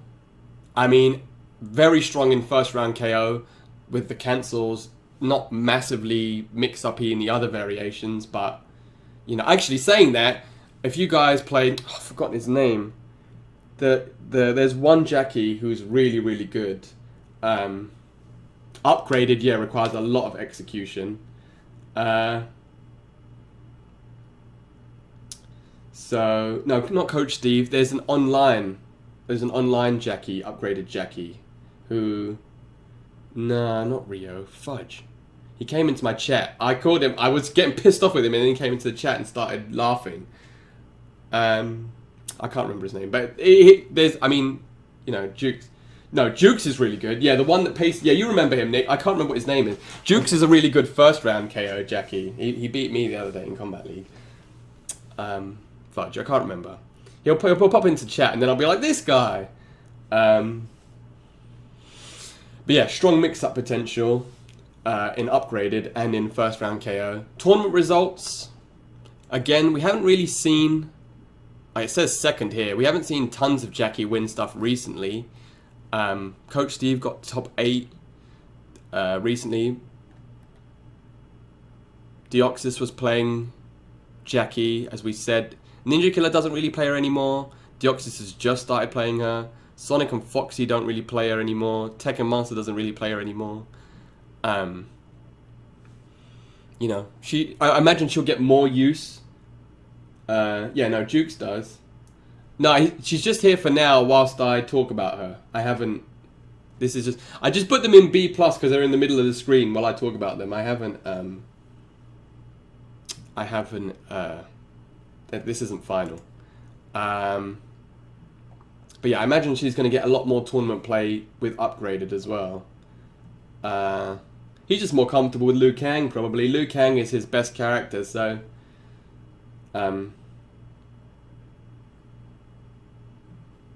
yeah, she... I guess it's a similar sort of way... Well, it's Sonic, right? Sonic Fox, as we said, because he's so good, he's the best player in the world, he sort of puts execution orders on these characters, right? And he says, no, they're not good anymore, and then everybody drops them. So, yeah, Jackie got nerfed, so everybody dropped her. But, I mean, normal, she's still got a 9... Yeah, like all the Aaron Blacks, yeah, exactly. All those Aaron Blacks, all the Cassies, all the Lus. I mean, I don't really fight any Liu Kangs in Combat League anymore. It's all Katanas now. Jackie, amazing normal still. Back 2-2 is great. Forward 1, forward 3. Her low pokes are pretty decent. Her jump-ins, especially in conjunction with her upgraded, is very good.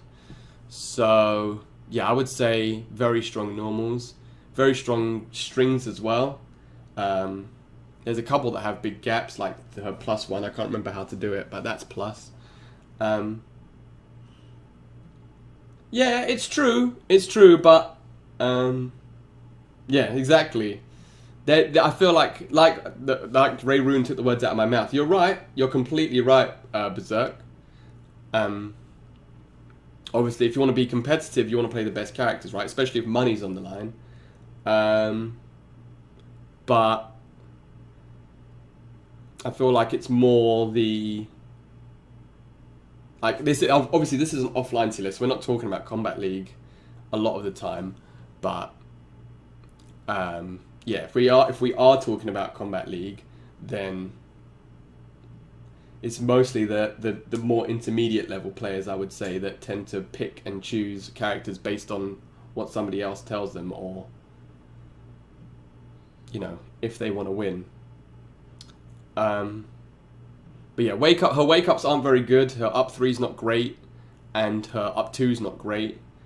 Yeah, it's true. It's true. And her fatal blow is super fast, but it doesn't have any range. So it's good at anti-airing jump-ins, but it doesn't have any range at all. But I would still say she's S, you know. Honestly, I don't think... Yeah, her down to... No, she was just there for now. Yeah.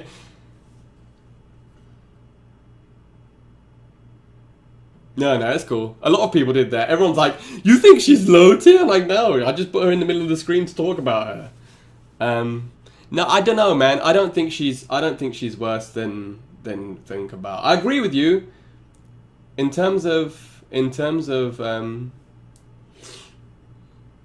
these characters, she's definitely the worst of them, but if you think that she's been S since the game, more or less since the game came out, I don't feel like her nerfs put her in this sort of category, right?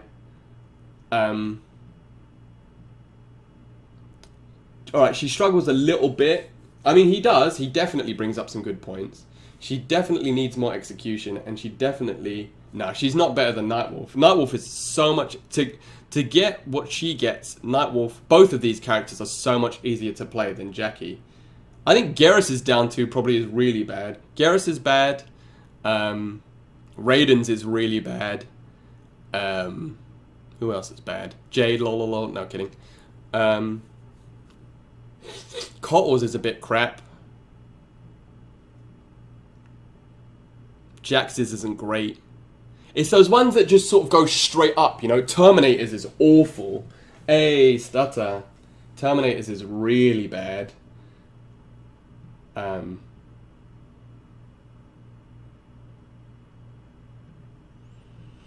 No, I think that Jackie is just a better character than Cabal, right? Yeah, Raiden's holding him up. Raiden's supporting everybody with his Elder God muscles. He's like, or with his Earthrealm God muscles. He's like, No,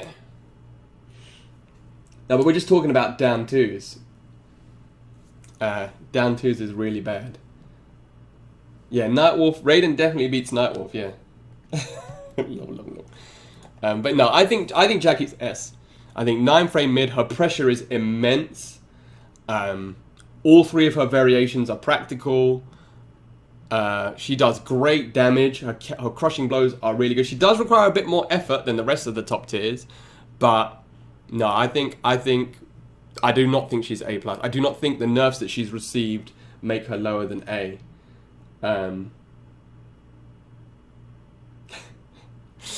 Raiden loses against everybody, man. He loses, even in the story. Remember how we were all so hyped at the end of MKX? We were like, oh shit, evil Raiden. Literally the first thing that happens in the game is that Raiden dies. He just gets erased. He just gets erased straight away. No, but that's what I mean. I don't think the births. I don't think the nerfs that she received, even including the rest of the characters being buffed, or these characters moving up, I don't think that she drops out of S. Honestly, I liked the 20 minutes of Raiden though. I liked it when he was like, yes, we should all go to Netherrealm because they're really easy to deal with now. Dun, dun, dun, dun. And then he sent them all to their deaths and was like, well, at least we beat Liu Kang. And everyone was like, what? He was supposed to be the good guy. Well, you say that. Yeah, Raiden with pupils, yeah. Like in Mortal Kombat Annihilation where he gives up his god powers and becomes Ray Park. But yeah, no, I think she's still S. I think she's still S. Well, some have, like Cassie definitely has. Cassie definitely has. By virtue of her nerfs, it's made her much less practical than these characters. If her auto shimmy was safe, then she would probably still be an S. But having it being minus, and yeah, the other nerfs that she got is, I don't know. She doesn't play Mortal Kombat like these characters do. She's definitely not S anymore, and I feel like these characters surpass her. Funny enough, zoning wise, they don't. Alright, hold on. Cecil just sent me a message. Let's have a look. This is the one you just linked me. It's empty, bro. You trying to hustle me?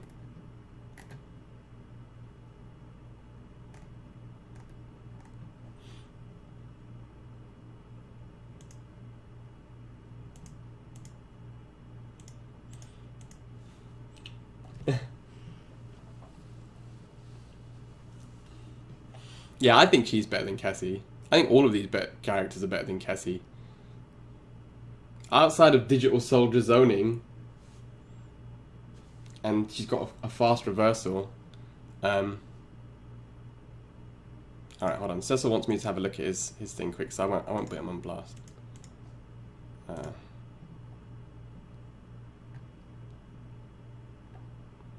Yeah, I mean it's more or less what we've got. You've just got more characters in A+.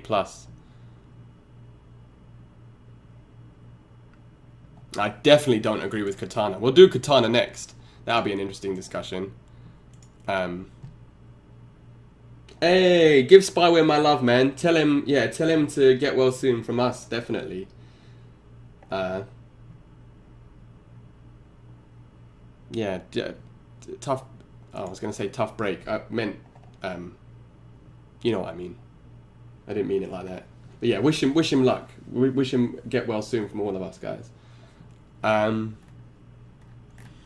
But yeah, I'm keeping her as S. I think she's. I know this is a community discussion, and I appreciate that maybe a lot of people don't think she's that as good as she used to be. But I mean, where do you think that she's? Do you guys not? Does no one think that she's S anymore? Does everyone think that she's A plus? Yeah, shut up, Davey.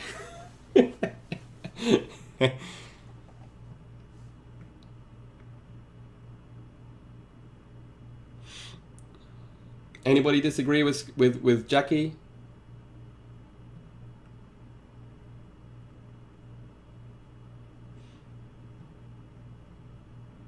Yeah, apart from Venetian, you need to do a tier list, bro, because I want to see your tier list. It's based probably be mine, but upside down.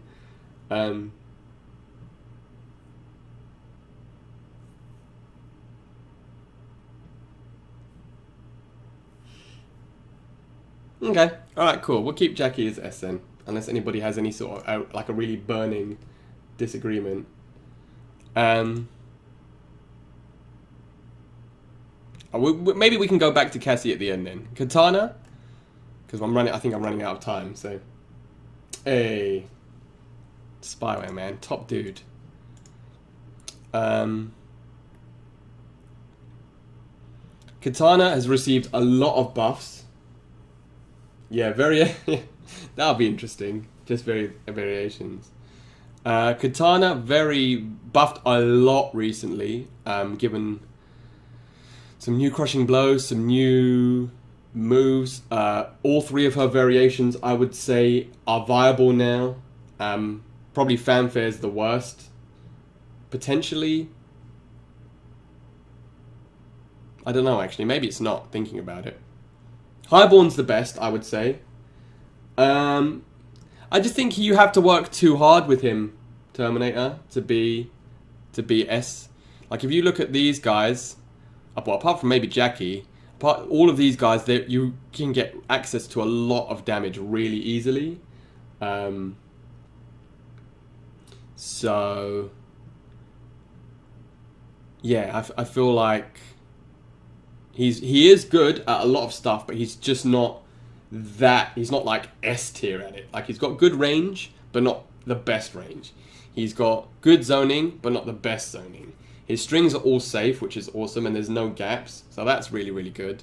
But just comparatively, I mean, I think if we start seeing some really dirty speed demon stuff, potentially he could be S because of how much damage he does. But Clean Cut and Mean Streak by themselves, you know, he doesn't do massive amounts of damage.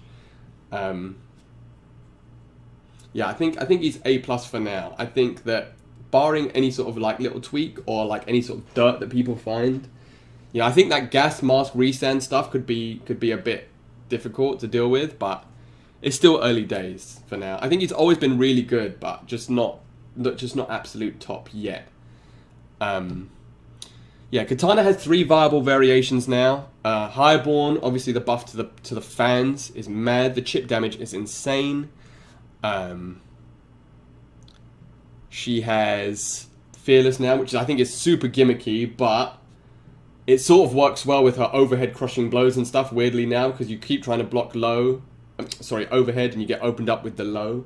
So it can be a bit tricky to deal with. Again, I do think it's gimmicky, but you know, it seems to work for now. So I think she has 3 viable variations. Overall damage, I would say, is still fairly low. I mean, she does have much higher combo potential now, but it's not, you know, she's not hitting this, like, the top layer of damage. Crushing blow requirements. Yeah, no, I knew what you meant, Ray. I actually didn't know that, though. So, lol to me. Crushing blow requirements are pretty easy. Like, she's got some good counter hit ones.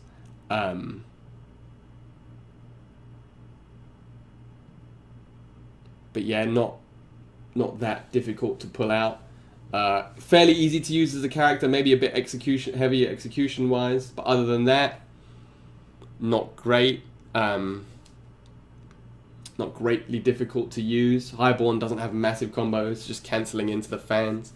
Fearless doesn't have massive combos, and even if they did, they're not that difficult to do. Mix-up potential, pretty strong actually. Fanfare doesn't have a lot, but Highborn, obviously with the Psy cancels, it is a bit gimmicky, but it can catch you out if you're not ready. And then obviously the Fearless low fan cancels can it works very similarly to Shaman Nightwolf. You know, you block high because you think they're going to do a high string, and then you get hit with the low fan. So, you know, it is the mix-up in Fearless. It is called Fearless, right? The mix-up in the Fearless variation is pretty strong. Tournament results. I mean, we saw Dragon switched her on the weekend to counterpick Johnny. It seemed to work out with him, but you know, still have to wait and see. Still early days. There's only been a couple of tournaments since the patch, so we'll have to see. Normals are decent, I guess. An amazing jump in. Obviously, they jump a lot. Very similar to Kung Lao. A very good jump in. Fairly decent range on her normals.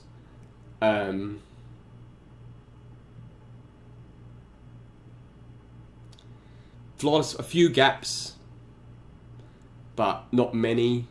Her wake-up options aren't great, and her fatal blow isn't great. I would say bottom of A for now. She's had a lot of buffs, right? And her new variations, the changes they made to her variations definitely make her more viable. But just for now, yeah, I haven't seen anything that would make me think, oh crap, here we go. Here's a super top tier character. I mean, Highborn is really good. And, you know, even if it's just chip damage. You think she's better than A? Where would you put her? Nice. I don't think she's better than any of these characters. Maybe I'd put her here. Maybe at a push. Yeah, I mean, I don't rate dial-inable strings at the best of times, because once you've committed to it, if you roll, then they're screwed. Like, same thing with Erron Black. Yeah, maybe here, maybe here. I haven't seen anything that would put her higher than that for me right now.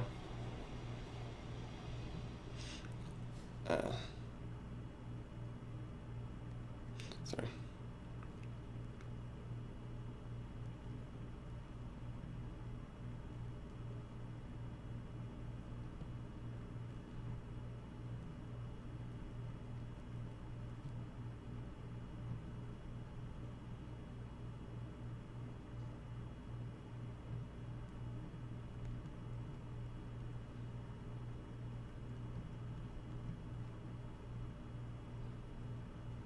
Sorry, I might have to go get my girlfriend quickly. So I'll still finish off tonight, but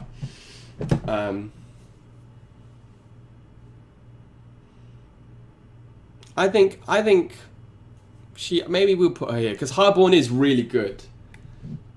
Yeah, this isn't a matchup tier list. This is just a tool tier list. I mean, Highborn is super annoying, but. Alright, it seems to be the consensus at the moment is to put her at the bottom of A. So we'll put her at the bottom of the A. Does anybody agree or disagree? Does anybody think that she's much better than that? Anybody think she's much worse than that? As I said, Highborn is strong. But I don't rate I think the third one's more gimmicky than anything else right now, and I think the first one is still pretty strong if you want to play like a more traditional zoning game, but I don't think that she's super great right now. Shang Tsung, interesting character. Variations, I would say 1 viable. Bottom 5 is a very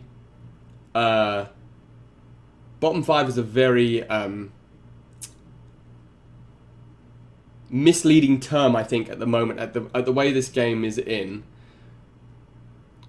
Bottom 5 doesn't mean bad anymore, if that makes sense. I don't think you can really... I think you can have the term bottom 5 and say, oh, she is bottom 5, in the sense that if you're looking at it in the actual term of the characters, yeah.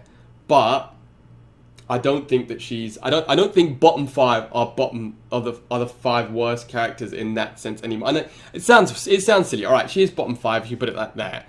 But I think in terms of the way that the game is balanced now, the bottom 5 aren't as bottom as they used to be, if that makes sense. Yeah, exactly. It's not... They're not bottom 5 anymore. Like before, they used to be bottom 5. Like, they were the worst, without a doubt, the worst characters in the game. And I just think bottom 5 has that connotation with it that says that they're really bad still. I don't think that that's the case anymore. I think bottom 5 means they might be the worst characters in the game, but the game is at that point of balance where they're still really good. Or not really good, but usable. Practical, shall we say. Soul Eater Shang, yeah, I mean... Soul Eater Shang, I don't rate, personally. I mean, Combat was putting in a bit of work with him on the weekend, but I think Warlock is still Shang Tsung's, by far and away, Shang Tsung's best variation. Spellmaster's not great. I think he has 1 really good one, 1 usable one, and 1 bad one.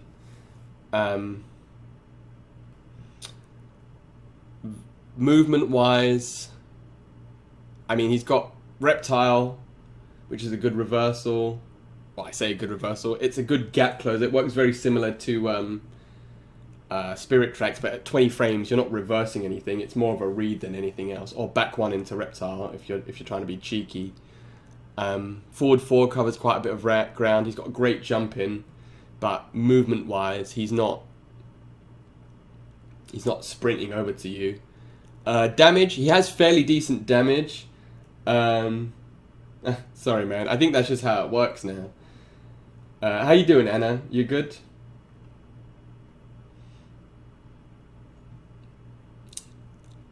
Fairly decent damage, actually, in Soul Eater. Especially if you get Crushing Blows, you're looking at upwards of 400 damage. So that's pretty good. Or at least towards 400 damage. Not a lot of damage in Warlock. Obviously, that got nerfed recently, but that wasn't the point of that variation. 1 second.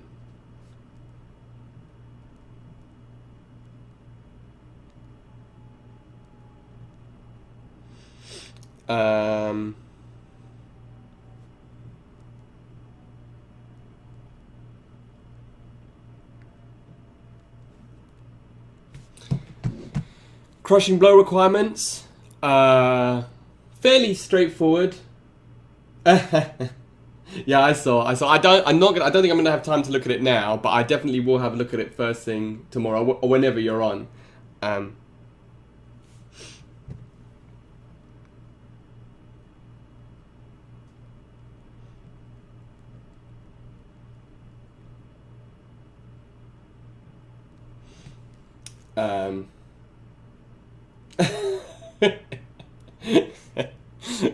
Just taking each other out. Yeah, Crushing Blow. So the Crushing Blow requirement on the Smoke Shake is good, and on the Reptile is good because you can combo into the Reptile as well, so that's pretty good. The Ermac one is a bit more difficult because it requires you to block late, and the Rain one is ridiculous. But Crushing Blow is the other one. You know, back 1-2 is it back 1 down 2 rather? My man. That's pretty straightforward. Crushing Blow on the back throw after you finish morphing is very rare to see. Forward 2-4-3 as a counter hit. Yeah, I mean, that's the main one, right? Is the trying to... Hey, thank you for the follow. I swear you followed ages ago, but thank you for the follow, my dude. Yeah, definitely. I mean, I've seen Jordan smoke people with Raiden. That's the main thing with all of those late crushing blow ones, right? The late blocking ones. I think they were all designed to try and bait out flawless blocks. I mean, thank you very much, dude. I was sure you did, but I appreciate it. Thank you. Ease of use, I would say fairly easy to use, especially Warlock. Obviously, there's not massive combos in that. Doesn't require massive amounts of execution. I think execution for Soul Eater is a little bit tougher. But again, in terms of game plan, neither of them are very difficult to use. Mix-up potential, not massive in Warlock, maybe a bit more in Soul Eater with the rain kick cancels and the reptile shenanigans, but not overtly... Shut up, sis. Not overtly a mix-up character. Tournament results... We've seen a few Shangs. I mean, Foxy plays a lot of Shang, and he's amazing. I haven't actually... Destiny, I didn't even know there was one. Let's look at the old Shoryuken list. Where's Shang? I don't even think he's on here. Oh, no, here he is. Captain Fluffles, the best Shang. Oh, obviously, Arn Kratos. Yeah, really, really good.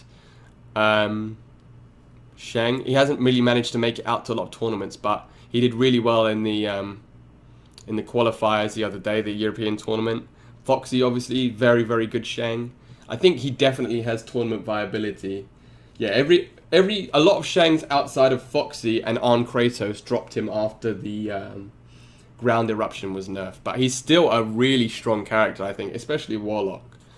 His normals are quite strong. Forward 2 is good. Forward 4 is good. Forward 3 is good. Back 1 is good. 114 is a really good auto shimmy. Down 3 is really good as well as a poke. Back 3 is really good. I think he's got amazing buttons, to be honest with you, that work really well with Warlock variation. I don't think they work so well with Soul Eater, but as I said, Combat did quite well with him on the weekend. A lot of plus strings that are flawless blockable, but again, as the guys just said in chat, maybe you can try and bait that. Maybe they work better, the gaps with Soul Eater, because if people try and blow you up with flawless blocks, you can get them with the Ermac lift and I mean that's a super hard read, but maybe you can get them with the Ermac lift and try and bait them out. Wake up options. His wake up options are rubbish, and his fatal blow is rubbish. But he's still. I mean, I would probably put him at the top of A. I don't think he's A plus. I think he's still a very strong character. I mean, top of A, bottom of A plus, right? Does anybody disagree with that? I think Warlock is still a super strong variation. Corpse Drop is a super strong move. Ground Eruption, despite the damage nerf, is still strong. Maybe Soul Eater will take a bit of working out, but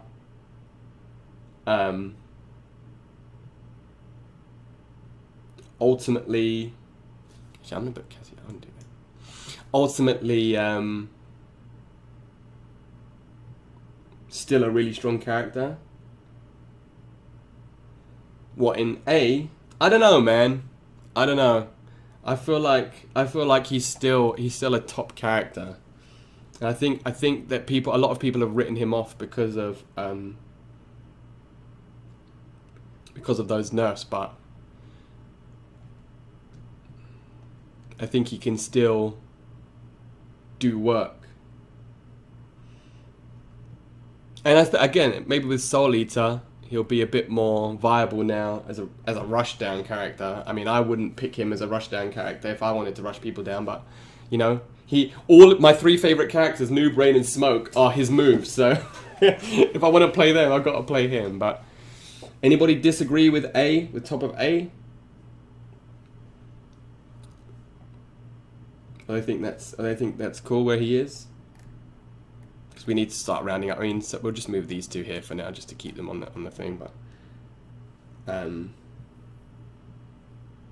yeah, I'll leave him at A then. Nobody seems to have massive outcry about.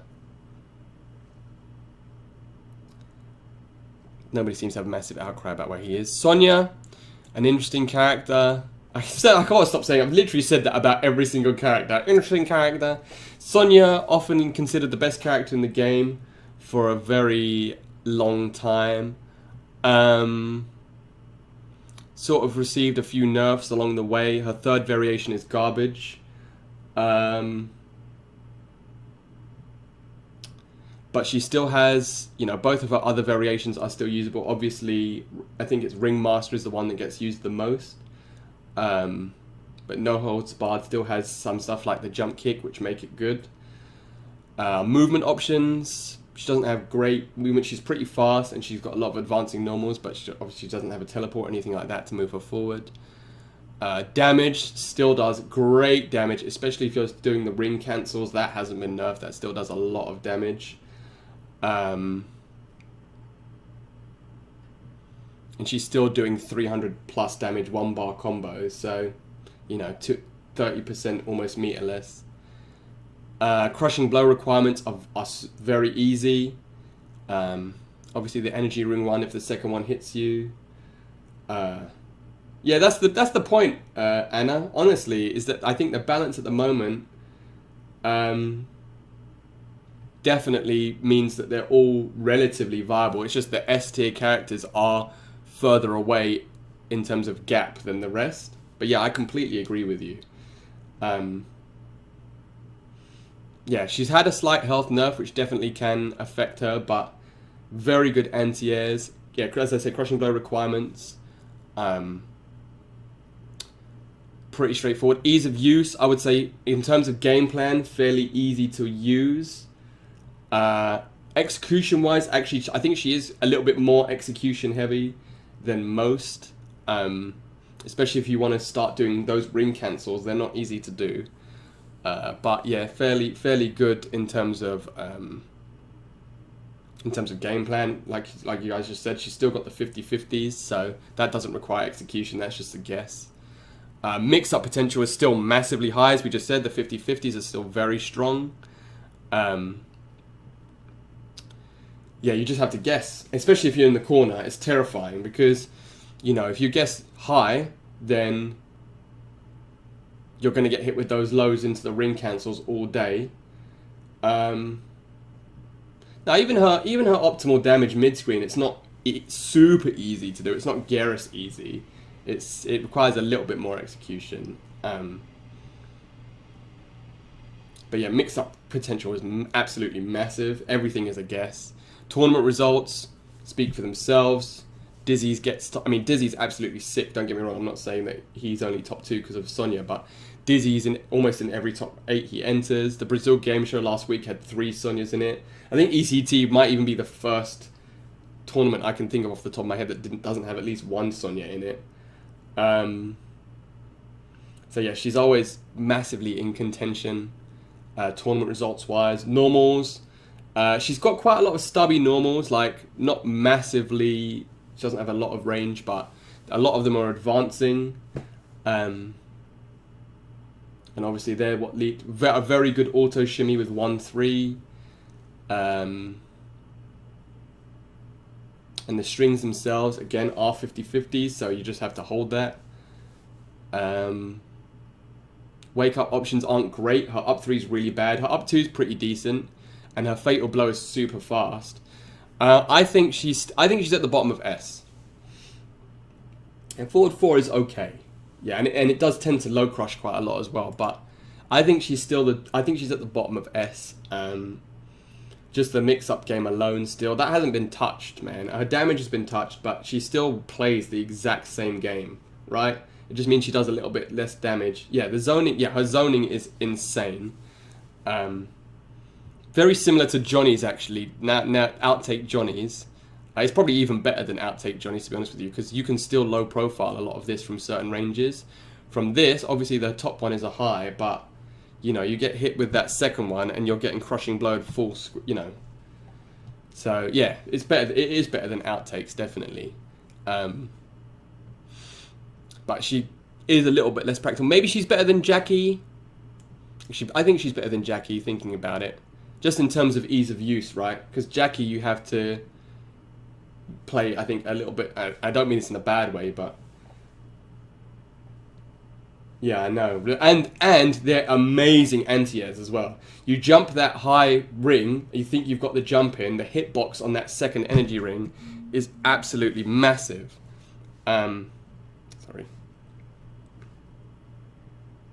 Yeah, the hitbox is absolutely massive, so... I don't know, the normal Jackie Finest first round KO stuff needs a little bit. It's got a couple of dashes in it, so it needs a little bit, especially if you want to hit with some forward 2-2s.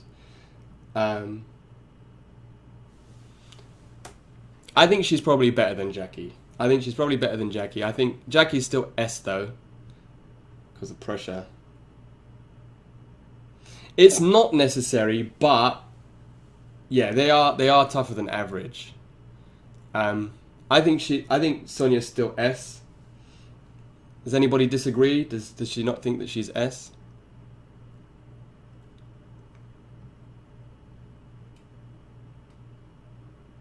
Are we good to leave her in S for now? I mean, she's a far cry from being the best character like she used to be, but I think she's still up there. A+. No, I don't think she's A+. I think like For Chris just said, her range game by itself, I think, is better than any of these characters in A+. If she was to get a nerf to her projectiles, she would slide right into A. But for now, just her zoning game makes her just such a strong character, zoning wise. But low S. Yeah, I think she belongs there. I don't think she's A+. And then lastly, but not leastly, the most recent addition to the MK roster. No, see, that's the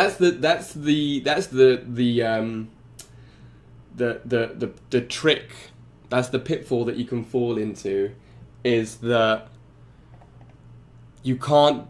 It's easy to, don't get me wrong, and I completely see your point, Cecil, but I don't think that because of how good these are, you can't include these as, you can't not include them as S. I completely see your point. But I think they're still good enough to be an S, but you're right. These 5 are much more S than these 2, but I think they still have the tools to be an S, if that makes sense. But I do 100% see your point. Oh, thank you for your subscription, Margie, if you're still here. It didn't pop up. Terminator, as you can believe it, is an interesting character. Variation-wise, the first character that you could say that was considered with 3 variations in mind, right? Because he's the first character that came out after 3 variations were announced. So he was the first character, I think, that was designed with 3 variations in mind. Destroyer is the combo potential one. Obviously, it has good combo potential and has a good overhead low mix up with the ground pound and the leap. Is it Dark Fate is the command grab one? Yeah, very, very strong command grab variation. Very tricksy as well, like Running Man stuff on block, which isn't real, but gets people anyway. And obviously the command grab Crushing Blow does insane damage. Like that, Dark Fate easily does the most damage. Ridiculous amounts. And then Final Judgment, I think, is I mean, I got smoked by Siachi's Final Judgment Terminator. When he throws that thing on you, the fire on you, and you can't use meter anymore, and you have to start holding the 50-50s in the corner. Why? What do you mean?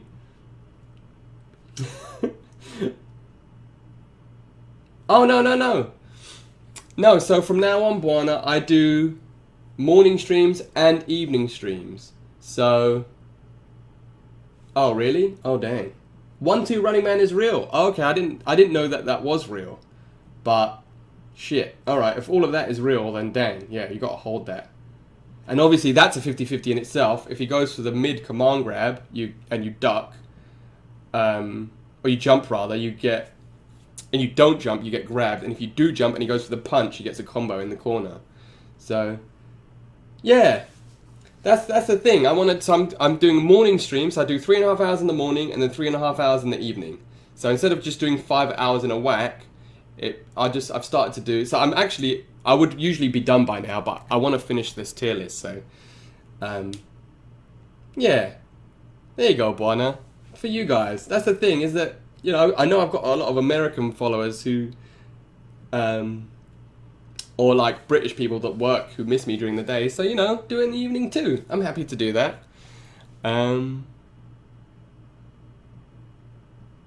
But yeah, I would say three competitive variations at the very least. Obviously, you can argue some are better than others, but I think all three are viable. Movement options. Oops, sorry.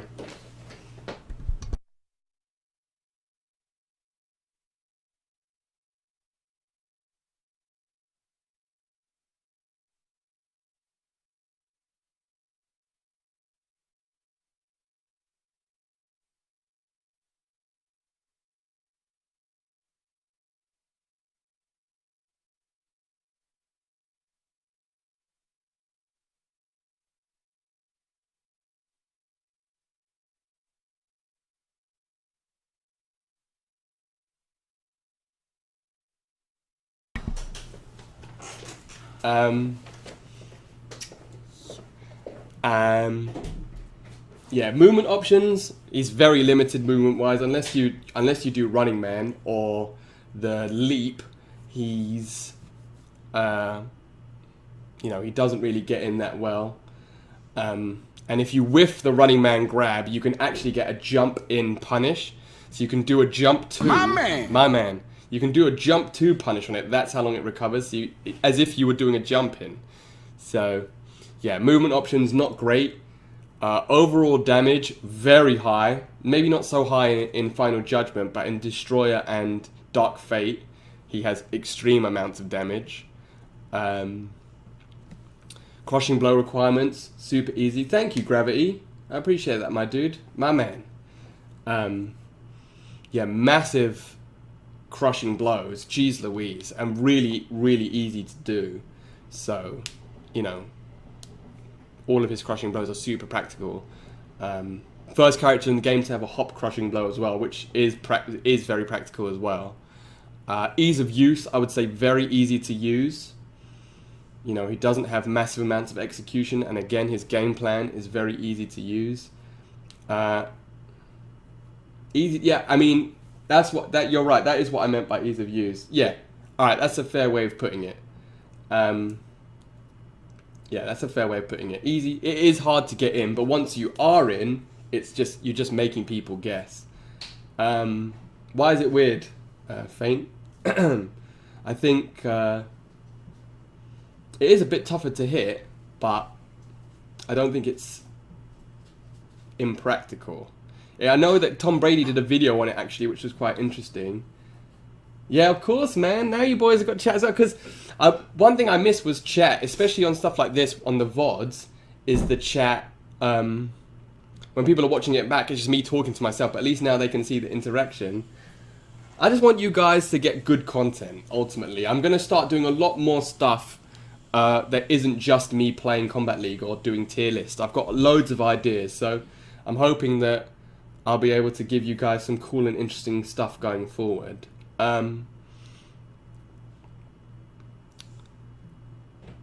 Yeah, mix-up potential almost goes without saying. One of the strongest, if not the strongest mix-up character in the game outside of Sub-Zero. Very, very strong mix-up games. Even if you guess the throws or the overhead or lows. I mean, like forward 3 is a really strong tick throw because you think, oh, I'm going to stand because he's going to do the overhead and then he gets you with the throw. He's got air grabs in lots of variations.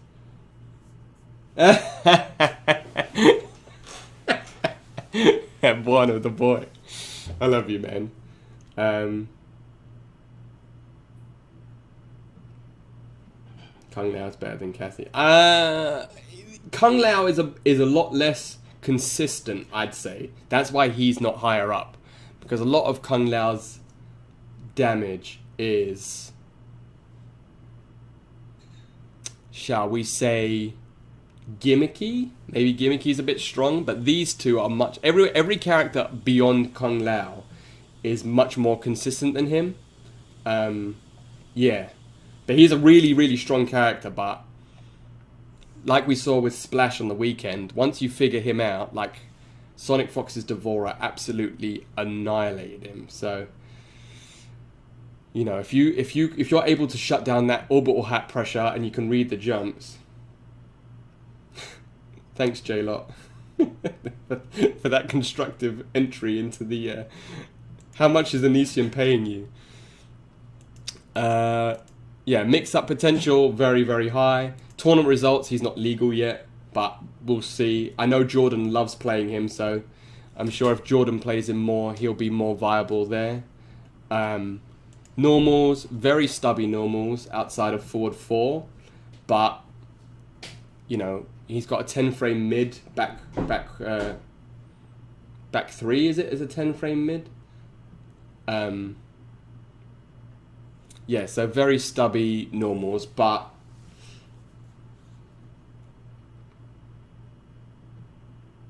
well, we'll see. That's the thing, Faint. That's why it's a mix. And I mean, we'll see. If Jordan decides to play him at top level, I'm putting my money on Jordan. I'll tell you that right now. He might lose to characters like Sonya, but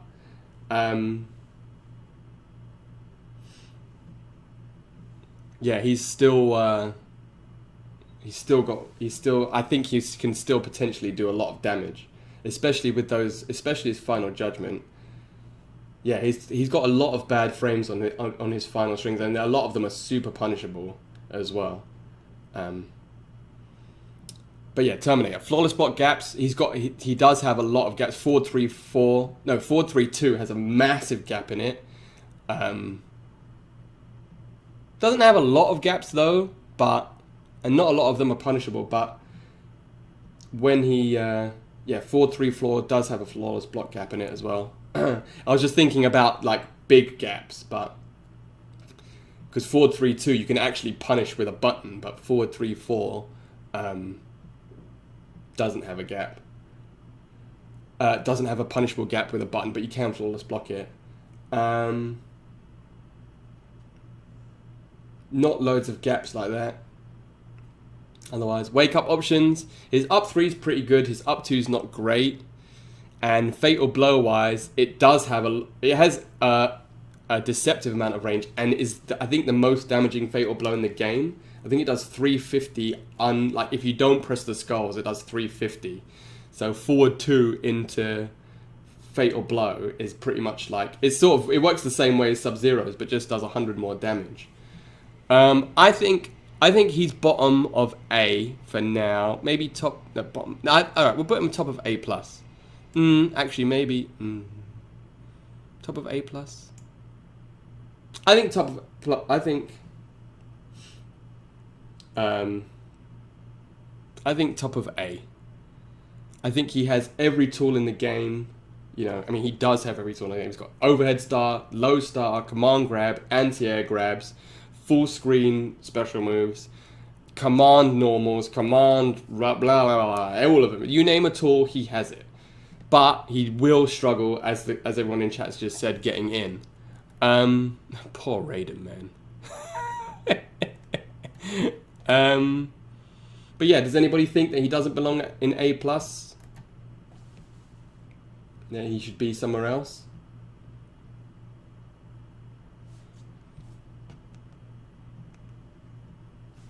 I mean A, sorry, not A plus. Top of A. I mean, every tool, 3 competitive variations. All right, I'm gonna call it there then, because I've overrun by a long way as well. I'm starving. You start getting hungry head. But yeah, that's my tier list.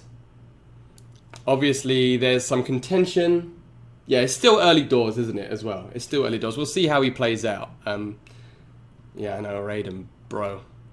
We'll see how it plays out. But I think that's my tier list for now. This is all in order as well on the row. I know that. I don't think he's D. I think he does a lot of damage. Nah, he's not B. He just is he's just too unsafe on everything, man. Yeah, I think obviously again this is a lot of opinion based. I have done a lot of it with the chat, but you know, I am leading the discussion. A lot of people tend to disagree, but that's fine. Obviously, tier lists are ultimately opinion. Outside of, I would say, maybe the top 5, I think that's a lot of the consensus. Maybe the order of top 2 is different, but I think for the moment, this seems to be a lot of people's top 5. I think we start to see a little bit of contention as we go into A and A+, but this is what I said at the start. Any way you do it, you can do it either way, right? One tweak either way, as we've seen with balance patches and stuff. One tweak here, one tweak there, and characters start to move around drastically. This is the only reason Raiden is here by himself is because he hasn't been touched. All these other characters have been buffed, and you can see that their tools have been improved, or they've been given variations that make them work, and you can see them slowly rise up the tier list. Raiden has just been left there. His variation gave him nothing. If anything, it took stuff away from him, because it's the only variation where he can't make any of his unsafe strings safe. And I don't know if you guys saw the video, but Jax's fatal blow, Jackson actually punished him with fatal blow if he gets hit with, on hit, when he gets hit with the lightning rod. You know, when you start some Samurai Showdown stuff, when you start getting punished on hit, it's ridiculous. So yeah, that's my tier list. Thank you very much, everybody, for sitting with me. I'll put it as a command as well in chat, so if anybody wants to check it later on down the line. Obviously, it's subject to change as stuff goes on. It's because forward 1, I'll just say this and then I'll go, it whiffs on a lot of the cast. So the whole string itself whiffs on, it only jails, I think, 6 or 7 characters in the game. Everyone else, forward 1, 2, can potentially whiff. So that's why. It's if it jailed everybody and everybody had to hold that +2, then it would be broken. But forward 1 by itself is a big buff, but it can whiff over a lot of the cast. Thank you, Nasal Spray. Thank you for your input. Thank you, everybody. Oh, really? Oh. No, I'll leave him here for now, only because I don't want to get into it anymore right now, but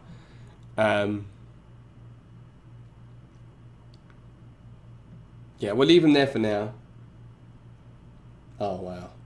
Well, yeah, that's the OS, right? That is the OS. All right, maybe with that we'll move him up, but for now, like I said, I'm done for now because I'm hungry and tired. So this is my list for now. Thank you everybody who sat with me all day. Thank you everybody for your input, who gave me input. Thank you everybody for just sitting. Yeah, no, I appreciate everybody. I appreciate all the follows and all the subscribes. Yeah, honestly, you guys make it all worthwhile. And this will be my new routine from now on. So, as I said, I'll have the morning one in the morning for the European people, and then I'll have an American one in the morning for like the nighttime American people. So yeah, thank you very, very much, everybody. I really appreciate everybody for jamming with me.